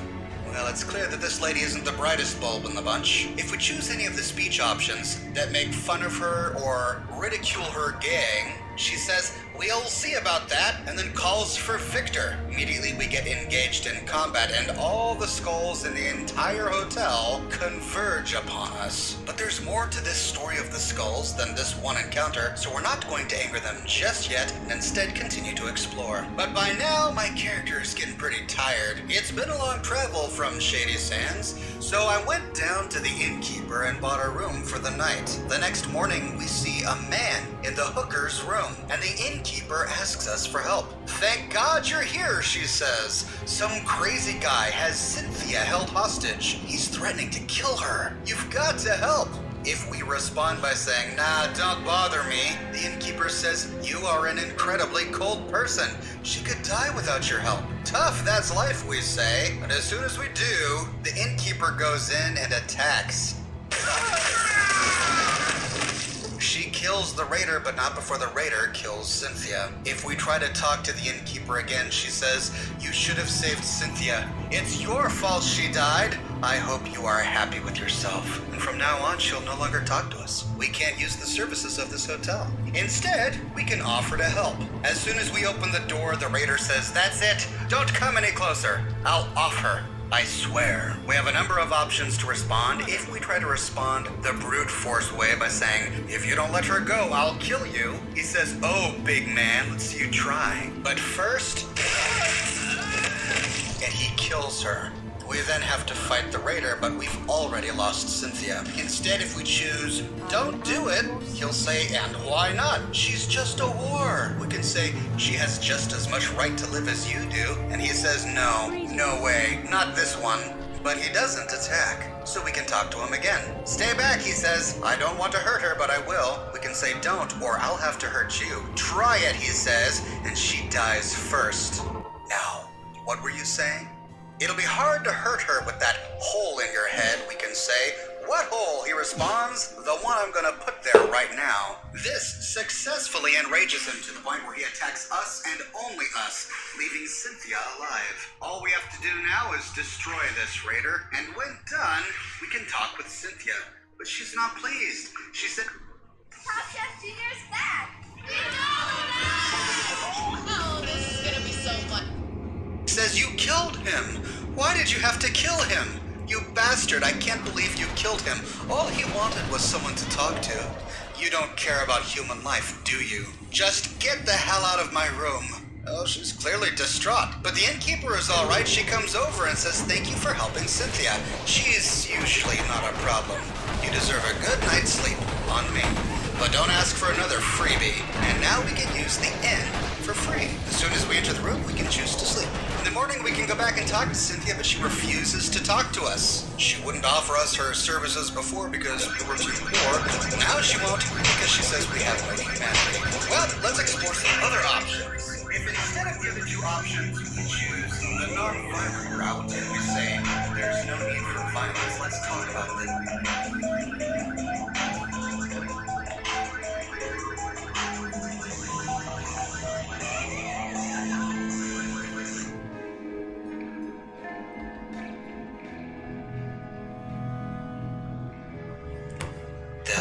The raider says, "What world do you live in?" "Out here in the real world, blood flows, man. Blood flows. And it's gonna spill all over this room if you don't get out of here." Now, we can botch this. If we say, "Okay, I'm backing off. You don't have to worry about me," he says, "Oh yeah, don't try anything or she gets it." We can then initiate dialogue again. "Stay back," he says. "I don't want to hurt her, but I will." And we can ask him, "Why do you want to hurt her?" "She laughed at me," he says. "They all laughed at me. I'll make them pay. I swear." I can only think of one reason why a hooker would laugh at this guy. But it's not polite, so I'm not going to mention it. You can say, "I trust you. Let's work through this, okay?" And he says, "You sound like an alright guy. No one ever wanted to help me before." Let's work through your small dick problem, bro. If we initiate dialogue again, he says, "Where do we go from here?" We say, "You tell me. You're the one in charge." And then he makes his demands, as a typical raider would. He says, "I want some money, and I want to get out of here peacefully. No one follows me." Now, the result here depends upon our speech skill. We can always end peacefully by giving him the money he needs, but we can try to find ways around that. However, if we choose, sorry, we can't do that, he says, you lied to me, and he kills Cynthia.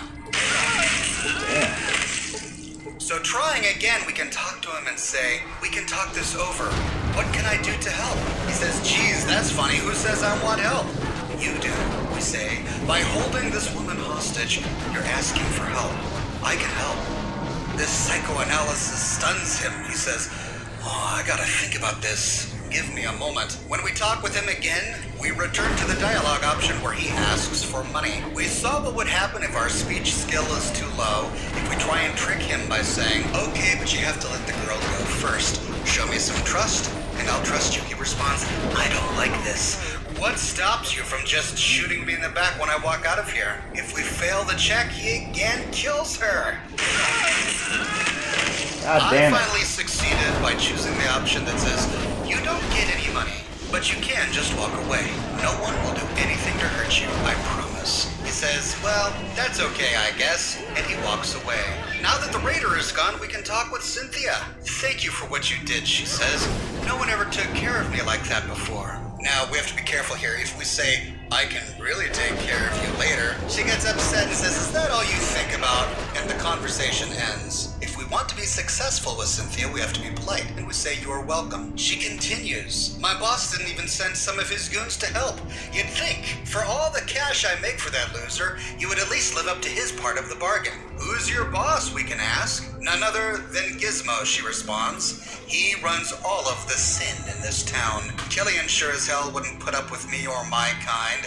If it wasn't for the fact that I make Giz a whole lot of money, I'd have to do other things to him. And honey, those thoughts just don't do my stomach a whole lot of good. What else does Gizmo control? Just about every bad thing a person could do in this town, she says. He owns the casino. He runs me and some of the other girls, even some of the little kids. I hear he is trying to take over the bar. Giz wants to take care of Killian, if you get my meaning. Now we have plenty of information to hate Gizmo. We can ask her how many guards does he have. She says that she knows 8 personally, if we get her meaning, but that she thinks he has 10 or so. Does he have a stash of money? She says, money? How would I know? He only takes my money. He doesn't show me his. I would guess that it's in his bedroom, but for all I know, he could keep it where the sun doesn't shine. And for Giz, that's a big place. Does he have any weaknesses we can ask? She says only that he thinks he doesn't have any. Well, that he's a fat slob who can't even move. He's got to have his guards help him move around.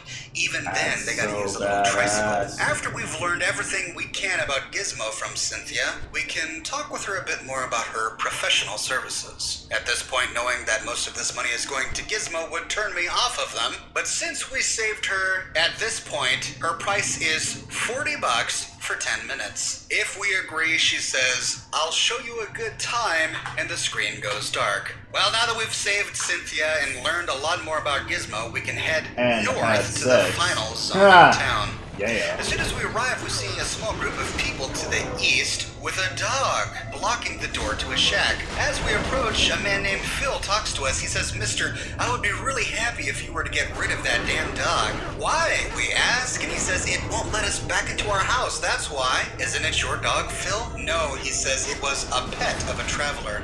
When the traveler died, this damn dog just plopped its furry butt down on my doorstep and wouldn't leave. It's been there for days. Dog meat? Who was this traveler, we can ask? And he says, I don't know, some guy. He came from the east, he said. Like anyone could get past the Deadlands to the east. He ran afoul of Gizmo, trying to interfere with Gizmo's business. So Gizmo had a couple of his boys beat him up and throw him from the casino roof. The traveler broke his neck and died. The dog was pissed. So this is the man that the female Skulls member told us Gizmo killed earlier last week. We can ask him, what did the traveler look like? And Phil says, oh, the guy was tall, dark-haired with a little graying around the edges. He was dressed all in black leather. Like that's a good idea in the desert. And he carried a shotgun. He also had a funny accent. The dog was his constant companion, followed him everywhere. So now we need to figure out a way to get rid of this dog. Phil tries to get back into his house and the dog goes grrr. And then Phil waves all of his limbs and runs away. Well, we can't talk with this dog. We can't interface with him in any way. But Phil mentioned that this dog's previous owner wore a black leather jacket. Well, we so happen to have one in our inventory. If we put it on immediately, the dog seems to think that we are his owner. We gain 100 experience for helping Phil solve his canine conundrum. We have discovered dog meat, and dog meat is now our companion. The peasants are impressed. A nearby peasant says, "That sure is a nice pooch you have there." If we go on to talk to Phil, he doesn't have much to say, but he does say, "I wouldn't trust that beast if I were you. That thing's a killer."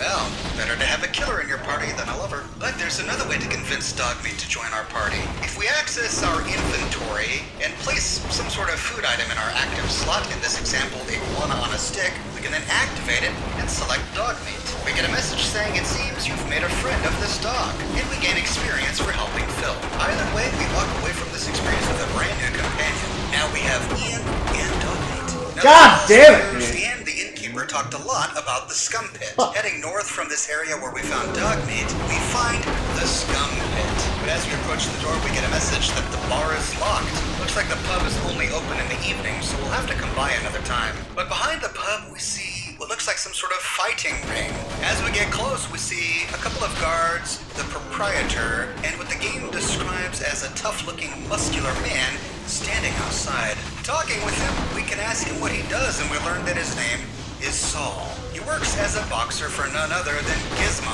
Seems like everybody here works for Gizmo. But Gizmo pays good monies to fighters in this ring, which is why Saul became a boxer. We learn that Saul has been in this town since he was a small boy. He was always getting into scuffles with his brothers. One day, a band of raiders attacked the town, and he beat one into submission before the raider could even draw his gun. Saul says that it was just luck, but after that, Gizmo began sponsoring organized fights. Saul needed the money, so he's been boxing ever since. You can ask him what happened to his brothers. He says, "My brother James was killed in a raider attack a few years ago." Shortly after that, his brother Daryl gathered together some things and set off south towards a mythical place called the Glow, in search of the treasure of the ancients, or something like that, and he never came back. We can ask him why he stays here in Junktown. He says, "I like it here. I live here. I like boxing. I have a good life with Trish, and I have no desire to go elsewhere." He can then give us more information about the town, Killian the general store owner, and the Skulls, but we already know enough about them. But we do learn from him that the Skulls' weapon of choice are knives, which may come in handy since we wield guns. Next to Saul is Gustaffer. He's the proprietor of this boxing ring, and we learn that boxing fights only happen once every 3 days. We can talk with Gustaffer to bet on a fight. If we choose the options that say, "I've got better things to do with my money, goodbye," or "No thanks," then that just...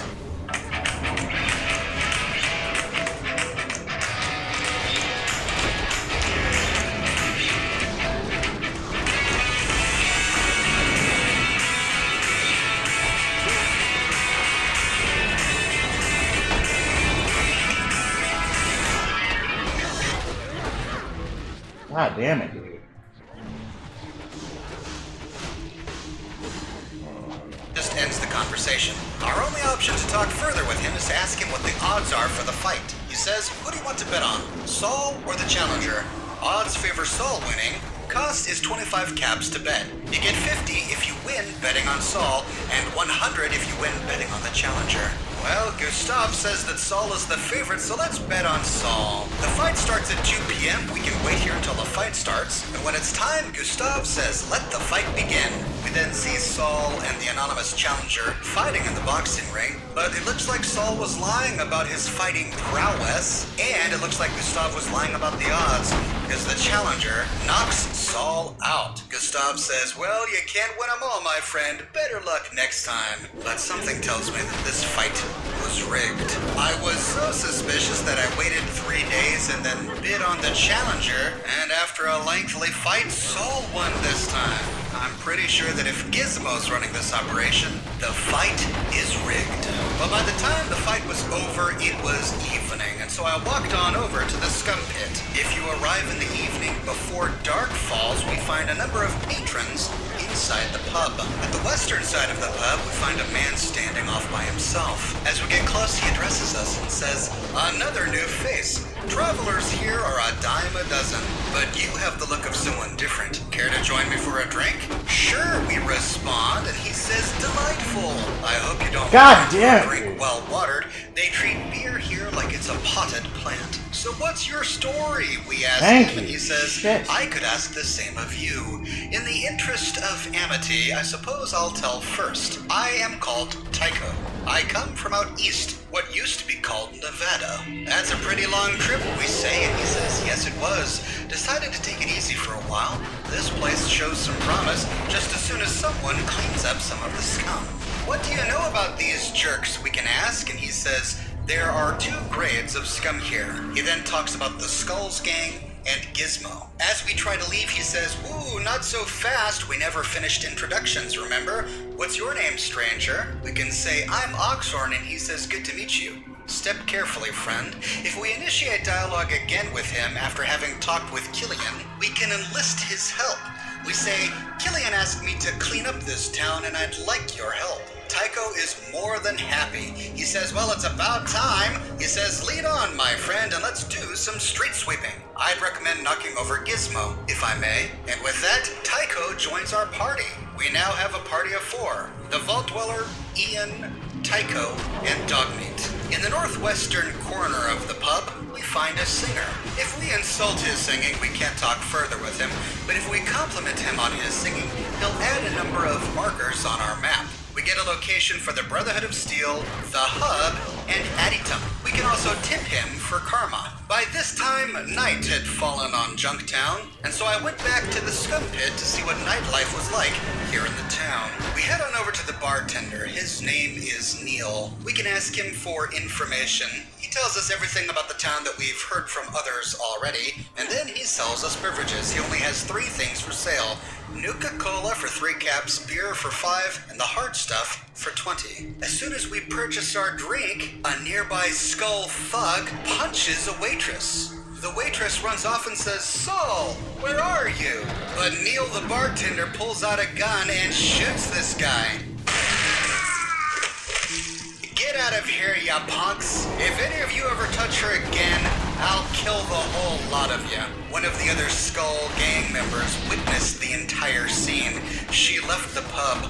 I followed her out to try and talk with her, but she didn't have much to say. She just said, "You're on Skull's turf now, stranger. You better leave." Heading back to the pub, we can talk with the waitress to see if she's okay. We can ask her who owns the bar, and she says, "His name is Neil, and he's a good guy. Always treated me right. We used to date, but he got a little too serious for my liking. I don't want to be a widow." Well, based on the behavior of Neil that we've already seen, it's likely someone will put him in the ground sooner than later. We can then ask her why did she scream Saul's name when she was being attacked, and she says, "Saul is my boyfriend. He's really good to me." But we get the impression that there's a little bit of pain behind those words. Looting the corpse of this skull member, we find some leather armor and a knife, just as we were told we would. We can then talk with Neil to learn more about what just happened here. We say, "Who were those jerks?" And he says, "Oh, them?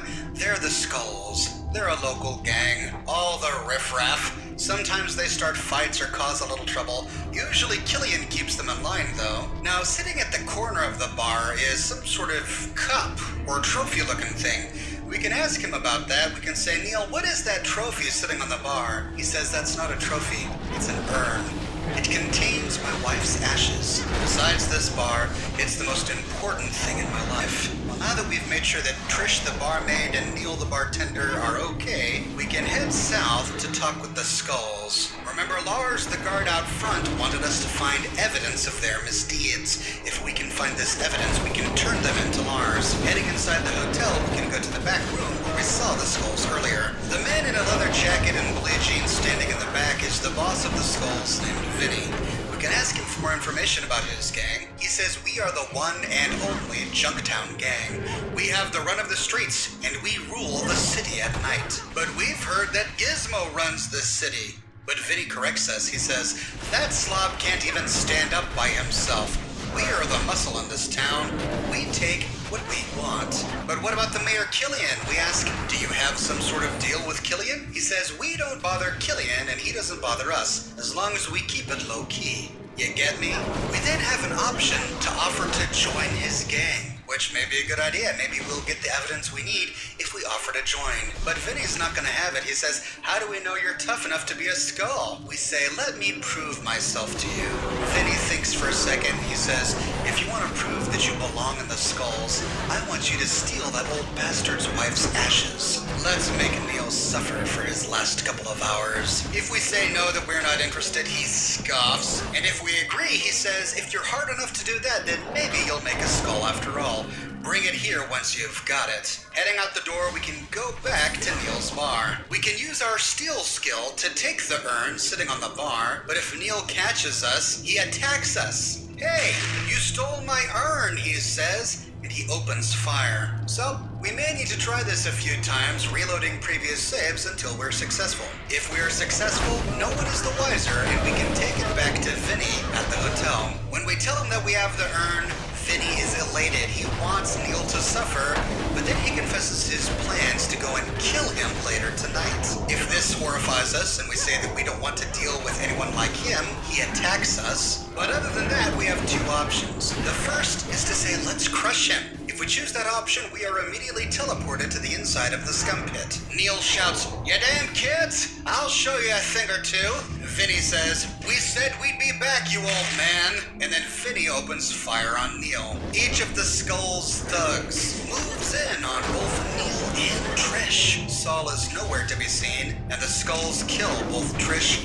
and Neil. On Neil's corpse, we find 43 caps, a stack of 14mm armor-piercing rounds, a 14mm pistol, and some stim packs. But on Trish's corpse, we find nothing. She is, after all, a simple, poor peasant barmaid. The Skulls then congregate inside the pub. They flex their muscles and celebrate. "Hey, bro, we rule this town," they shout. But after killing Neil and Trish, all of the guards in Junktown are hostile. It'll be hard for us to leave this town with our lives. Instead of joining the Skulls and killing Neil, we have two other options. When he asks us if we are ready to go kill Neil, instead of saying, "Let's crush him," we can say, "I've got some other stuff to do before then. I'll meet you there." Then we leave and go south. For after all, Police Chief Lars just wanted evidence of their misdeeds. We now have all the evidence we need. We know that they're heading over to Neil's. We go to Lars and tell him that the Skulls are planning to kill Neil. Lars says, "What? We'll see about that. I'll send some of my men over to ambush them when they try it. Are you gonna be there?" We have two options here. If we say, "No thanks, I've done my good deed for the day," then the screen goes dark, and we get a message saying, "Lars and his men quickly eliminate the Skulls." Talking to Lars again, he simply says, "Thanks for your assistance. Junktown's a little safer now because of your help." If we go back to the crash house, we see that all of the Skulls are gone, except for the one female Skull whom we talked with outside the room earlier. If instead we say, "You bet I'll be there," we instantly teleport to the pub, but this time, all of the town's guards are there as well. Vinny and his thugs open fire on Neil, but we and the town guards are there to defend them. The Skulls shout out taunts. "We gonna add your skull to our collection," they say, but the guards say, "We don't like your kind around here." But after everything, the Skulls die. They were no match for all of us. The guards leave, allowing us to loot the bodies. We find knives, leather armor.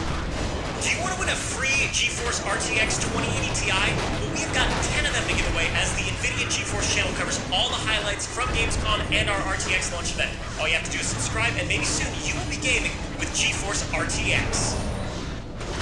Armor, leather jackets, and 10mm pistols. Nothing terribly amazing. Heading back to Lars at the entrance of the town, he thanks us for our help, and we gain 500 experience points. With this option, we gain the most experience points, and we get the loot from the Skulls. But there is another option. After we witness a Skull Gang member assault Trish in the bar, and after Neil kills him, we can go back to the hotel and talk to that one female gang member standing out in the hallway. At that point, a new dialogue option opens up where we can ask her what she's been up to lately. She says, Not too much, actually. There's not much to do.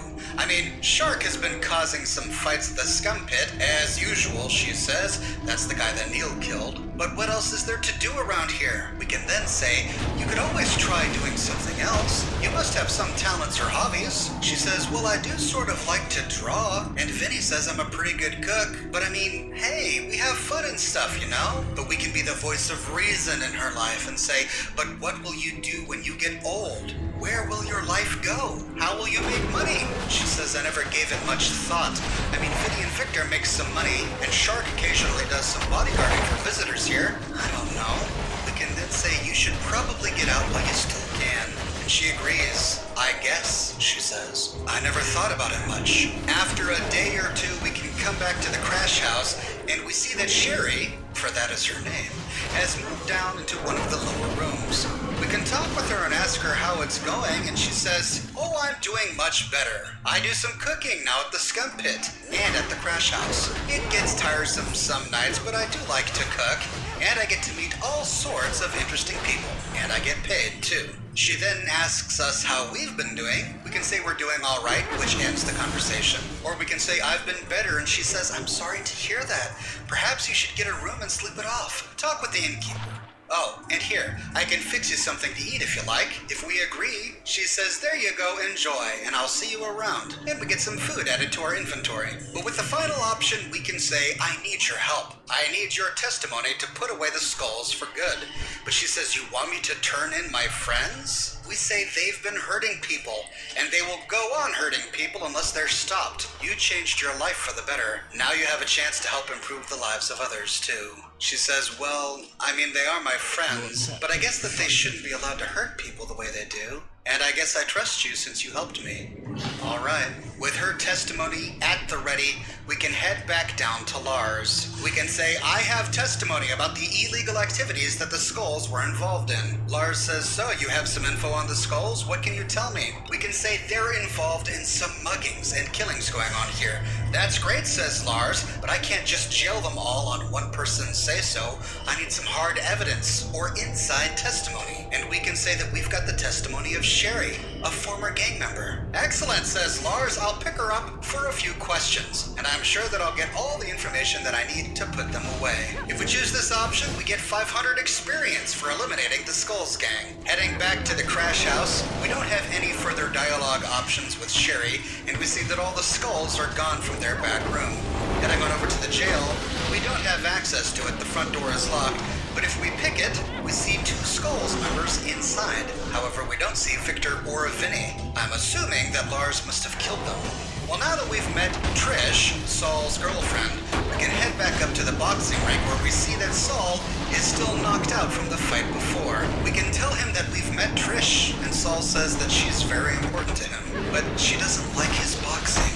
She doesn't seem to understand that it's what he wants to do. Can respond with some intuition into their relationship and say that she's concerned for his welfare. She probably can't stand to see him getting beaten up and risking his life for Gizmo. We can tell him that if he doesn't find a compromise with Trish, he could lose her. I never thought of it that way, he says. I figured that she just didn't like me boxing. I suppose I'll have to talk with her more about this. Thanks. With that, we gain 250 experience for helping Saul and Trish's relationship. We can then go back to Neil because we still have something that belongs to him. We can ask him, what happened to that trophy you used to have up there? He says some slime stole it. It wasn't a trophy, it was an urn. It contained my wife's ashes. And then we can tell him that we found his urn and we give it back to him. He says, thank you. You can't know what this means to me. You'll never pay for a drink in this bar again.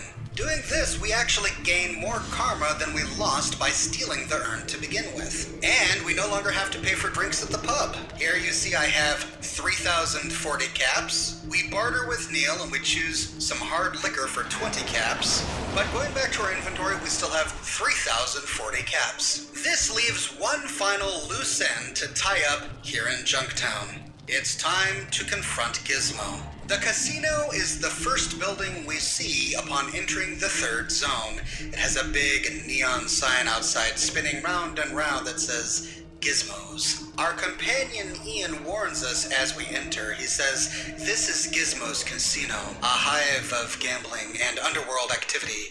Be careful. They say the games are rigged." I tried playing a few of the games and I lost every time. I don't know if it's just because I had a poor gambling skill or if it's because the games really are rigged. Heading inside Gizmo's office, he confronts us. Get your butt in here and sit down. We got some business to discuss. What kind of business, Gizmo? Alright, here's the deal. Junktown, it ain't what it used to be. The only reason it's still here is because of my gambling establishment. Even so, Killian's been breathing down my neck. And I'm starting to take it personal. And that's where you come in, Slick. What exactly do you want me to do? What I think is you're going to take them out for me, you know? No witnesses, just in, over, out. Why don't you send one of your goons to do it? I would, but there must be no connection between me and Killian's unfortunate demise. How much are you willing to pay? 1,000 caps, no more, no less. You call that a reward? If I'm gonna whack this guy, I'm gonna need more than that. Maybe you're right. I think you're worth more. 1,500. Now we're talking. I knew you'd see it my way. As proof, I want the dog tags Killian wears around his neck. You get them, you get your money. Now, just get. And don't cross me. I still got the kneecaps from the last one who tried. So Gizmo wants us to assassinate Killian, much like the last assassin he sent. It's also funny that he says that he doesn't want this to get back to him. Because the first thing the assassin said whom we killed earlier was, "This is for crossing Gizmo." The guy isn't playing as subtle as he thinks he is. Back down to the Darkwater General Store, we can confront Killian and tell him that Gizmo has sent us to kill him.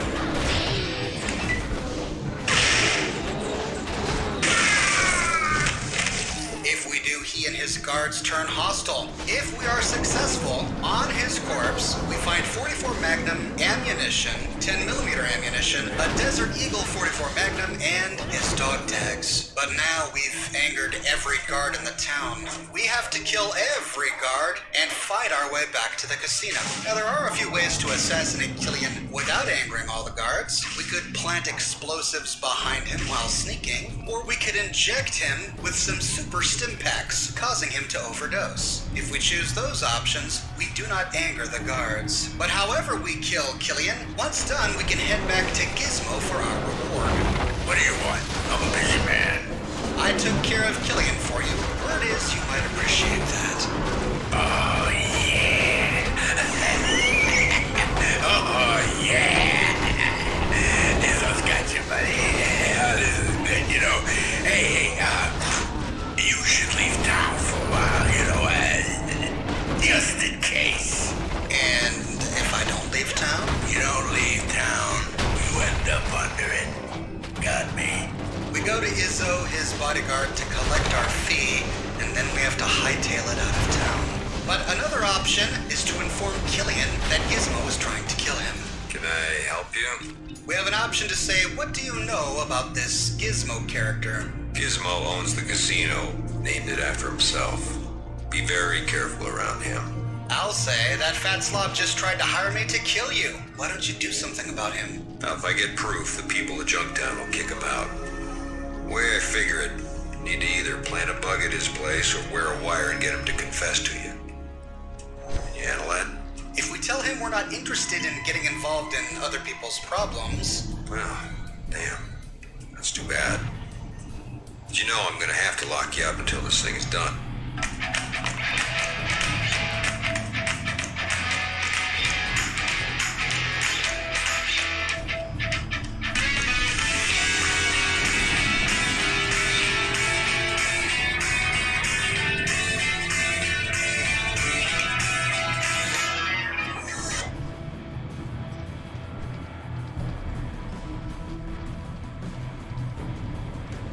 done, I can't risk Gizmo finding out.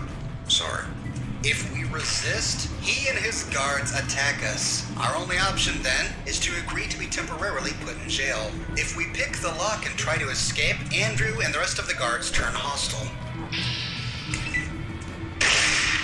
At this point, our only option is to wait until midnight, whereupon Andrew will let us out. Heading back over to the casino, we find Gizmo lying dead. Our other option is to agree to help him. If we ask him what we get in return, he says, I'll tell you what, anything in the store, even the most expensive, it's yours. No charge. If it's a gun, I'll give you all the ammo you can carry. Does that sound fair? Sounds good to me. I'll do it. Alright. I owe you. Here's the bug in the wiretap. You let me know when it's done. Good luck. Killian then gives us the bug and the tape recorder. There are two ways to get the information we need to provide Killian with the evidence that Gizmo was trying to kill him. The first is to use our steal skill to plant the bug on Gizmo's body, but it's easy to get caught. And if we are caught... Hey, what the hell do you think you're doing? This'll tear his arms off. Gizmo sicks his bodyguard on us. But if we are successful, Gizmo is none the wiser, and we can head back to Darkwater to tell him the good news. Great. Let me make sure it's working. Loud and clear. We're gonna get him. We then choose our reward, and the quest ends. But there's another way to go about this, and that's to use the tape recorder, which we don't have to plant on his body. All we have to do is overhear his plot to kill Killian with the tape recorder on our person. Now this only works if we first get the tape recorder from Killian after the assassin tried to kill Killian, and then go to Gizmo. If we go to Gizmo first, we don't have the tape recorder on our body, so we can't record his plot to kill Killian. But if we have the tape recorder and then we go to Gizmo, we can record his conversation. What do you want? I'm a busy man. Now, if at any point we're rude to Gizmo, he responds with brutality. You know, I don't like it when people insult me in my own place. Izzo, escort our guest out through the window. And we're forced to defend ourselves. So instead of insulting him, we can say, I'm here to tell you that your assassin failed. I don't know what you're talking about. Of course you do, Gizmo. You hired someone to kill Killian, and he screwed up. I don't know who you are, but I don't take kindly to strangers walking into my office and accusing me of things they know nothing about. Hey, okay, if you don't want him dead, fine. I'm just trying to be helpful. Really? What kind of help are we talking about? Well, let's take a hypothetical situation. Such as? Let's say you did try and kill Killian, and your assassin failed. That means you need a new one to do the job right. And let me guess, you're that someone. Very good. For a price, of course. How can I trust you? Because I'm here, and you need someone from out of town to do your dirty work, right? Alright, we can do this. But you work for me. You better know that nobody ever double-crosses Gizmo and lives to talk about it. You got me? Of course. But first I need to know why you want him dead to begin with. That's easy. I want him dead because he grabs my business. So, what are you doing for me? That's why I'm here. He'll be dead before sundown. Good. Return with the dog tags he wears around his neck as proof. Now, if at any time we give too much away, and he catches on that he's being recorded, he responds, You're either real stupid or a real stupid spy. Doesn't matter, because now Izzo's gonna make you real dead. And we have to defend ourselves. But with this conversation recorded, we can take it back to Killian. So, Oh, did you get the evidence? I sure did. Which? Bug or tape? The confession on tape. Let's hear it. We then give it to him so he can take a listen. That's the first time I've been happy to hear his voice. Thanks, friend. Now, time other business. And like last time, we can choose our reward. A shotgun and shells, a suit of leather armor, a doctor's medical kit, all the stim packs you can spare, or we can get some karma by saying, no thanks, knowing that Gizmo's gonna get his due is thanks enough.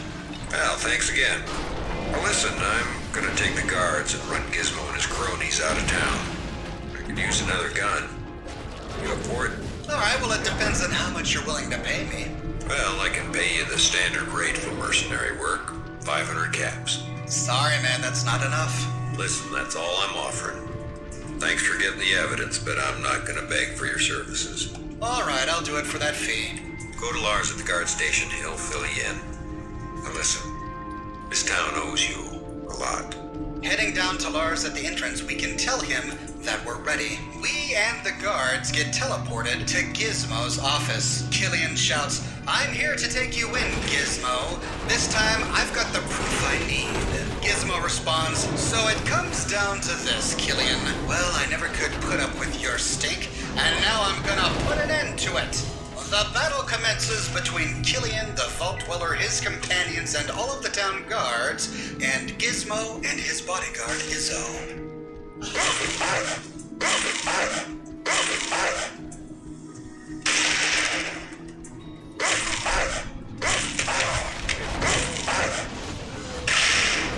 When both are dead, the game teleports us back to the entrance, and Lars says, thanks for all your help. Here's 500 caps. You'll always be welcome in Junktown, friend. We can then run back up to Gizmo's office inside the casino and loot the corpses. On Izzo's body, we find 50 caps, and on Gizmo's body, we find a stack of 28 rounds of 9mm ammunition, 100 caps, some iguana on a stick, and a 9mm pistol. Now, the prostitute working out of the crash house hinted at a stash of money inside Gizmo's room. Heading inside, we can check his bookshelf where we find a satchel filled with money, a copy of Guns and Bullets, and a lighter. Inside the satchel, we find 100 cap. When was the last time you changed this? Yep, your home air filter, or AC filter, or furnace filter, whatever you call it. Don't remember the last time you changed it? Now, there's this. Filter Easy is a subscription service. New air filters arrive at your door automatically, reminding you when it's time to replace the old ones. And shipping is always free. No more forgotten air filters. Try it today and get your first order free. Literally $0 for your first order.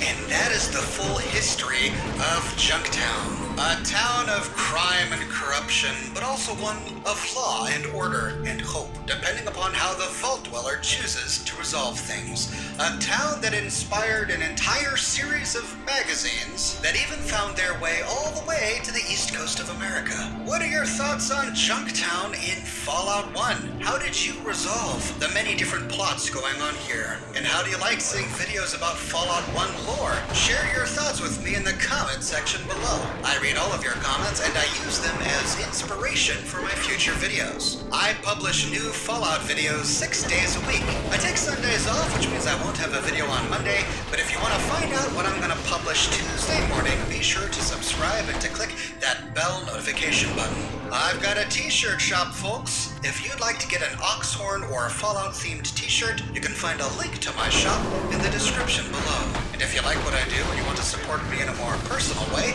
consider becoming one of my patrons on Patreon. Patreon subscribers get access to a private channel on my Discord server, as well as a bunch of other cool Oxhorn perks. But more than anything, ladies and gentlemen, I'm just so glad you're here watching this video with me today. Thank you so much for watching, and I'll see you Tuesday morning, bright and early, with a brand new video.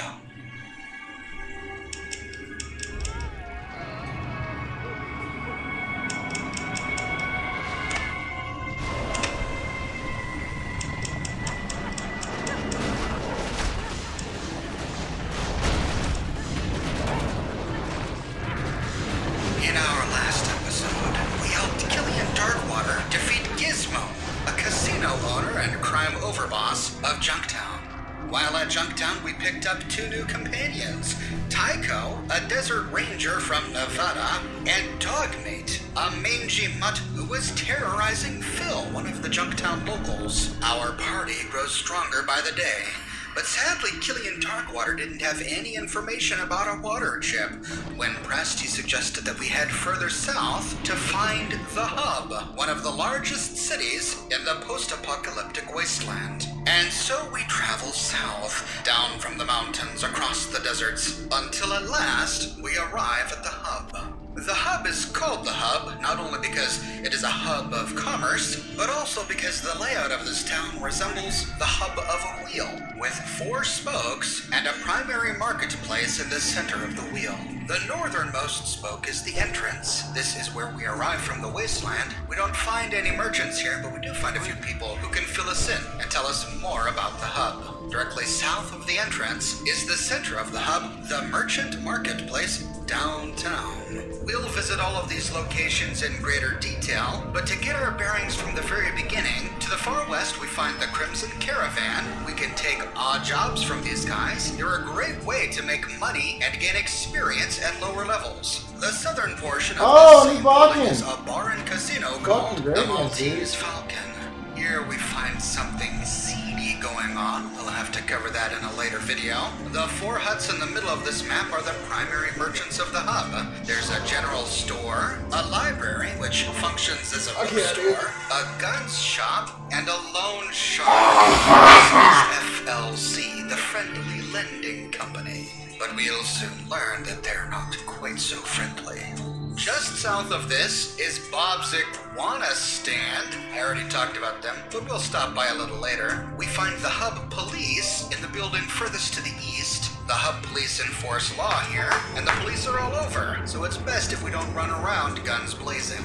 The police will become important later on. They'll help us solve a tricky quest. And then just north of the police station are the Fargo Traders. This is another caravan company, but since they don't take on jobs that are quite as dangerous as the Crimson Caravan, their jobs are much safer, but not as lucrative. However, they are involved in a primary quest for this town, so we'll see a lot of them later. The spoke directly to the west leads to the Hub Heights. There's not much here. The lower building is a private home belonging to an upper-class resident of the Hub, and the northern building houses his personal guards. They're involved in one quest. We'll come back to visit them later. Heading back into downtown, if we exit downtown to the south, we arrive at the Water Merchants. Immediately to the west, we find a church for the children of the cathedral. This is our first introduction to the church. We'll have to talk with them to learn more about what they believe. And directly south, we find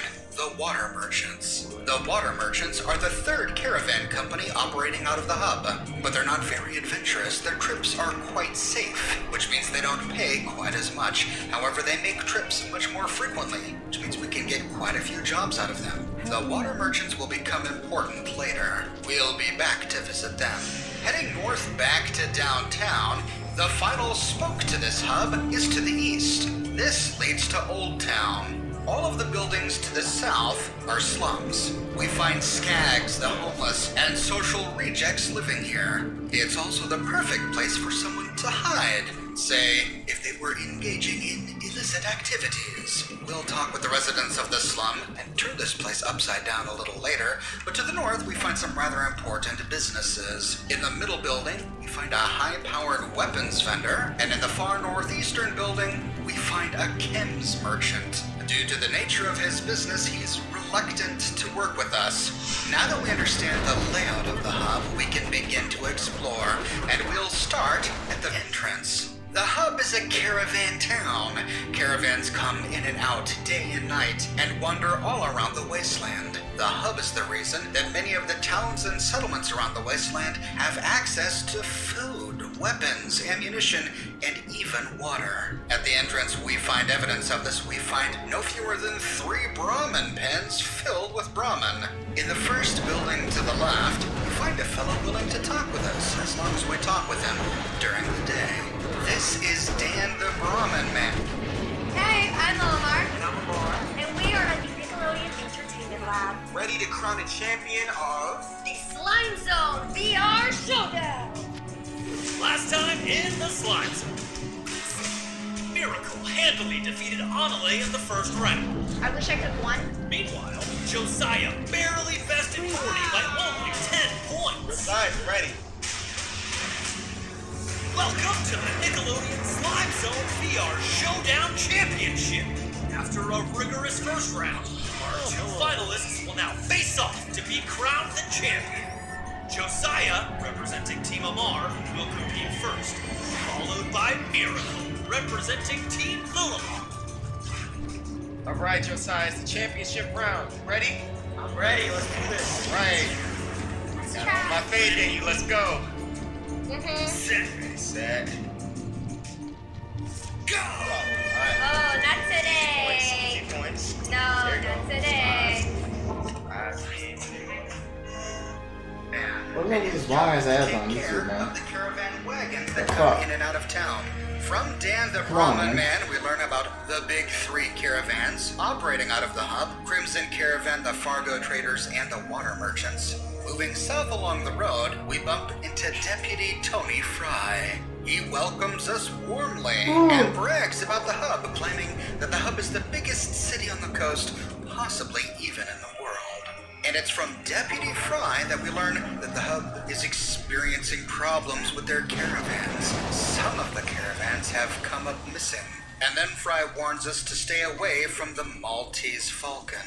The Maltese Falcon is run by a man named Decker, who apparently runs a seedy crew. Deputy Fry accuses him of murder, no less, but he says his hands are tied. The sheriff won't let him arrest Decker without proof of his crimes. Perhaps if we head to the Maltese Falcon and pay Decker a visit, we can find the proof Fry needs to lock him up.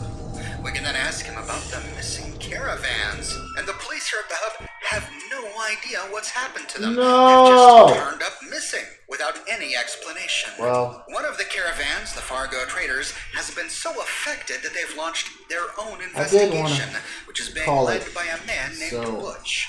If we'd like to help with the investigation into the missing I'm caravans, gonna call it here. Thanks for tuning in. Thanks for hanging out. We're gonna try to get on again later tonight, so stay tuned.